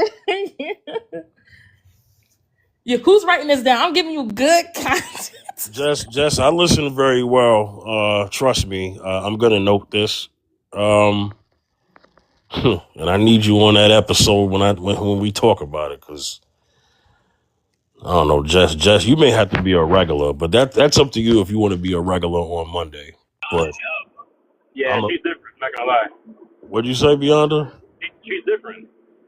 Yeah, you're right. But Jess is also a career woman, so I don't know if she could commit to every Monday. But I'll try to include her as much as possible.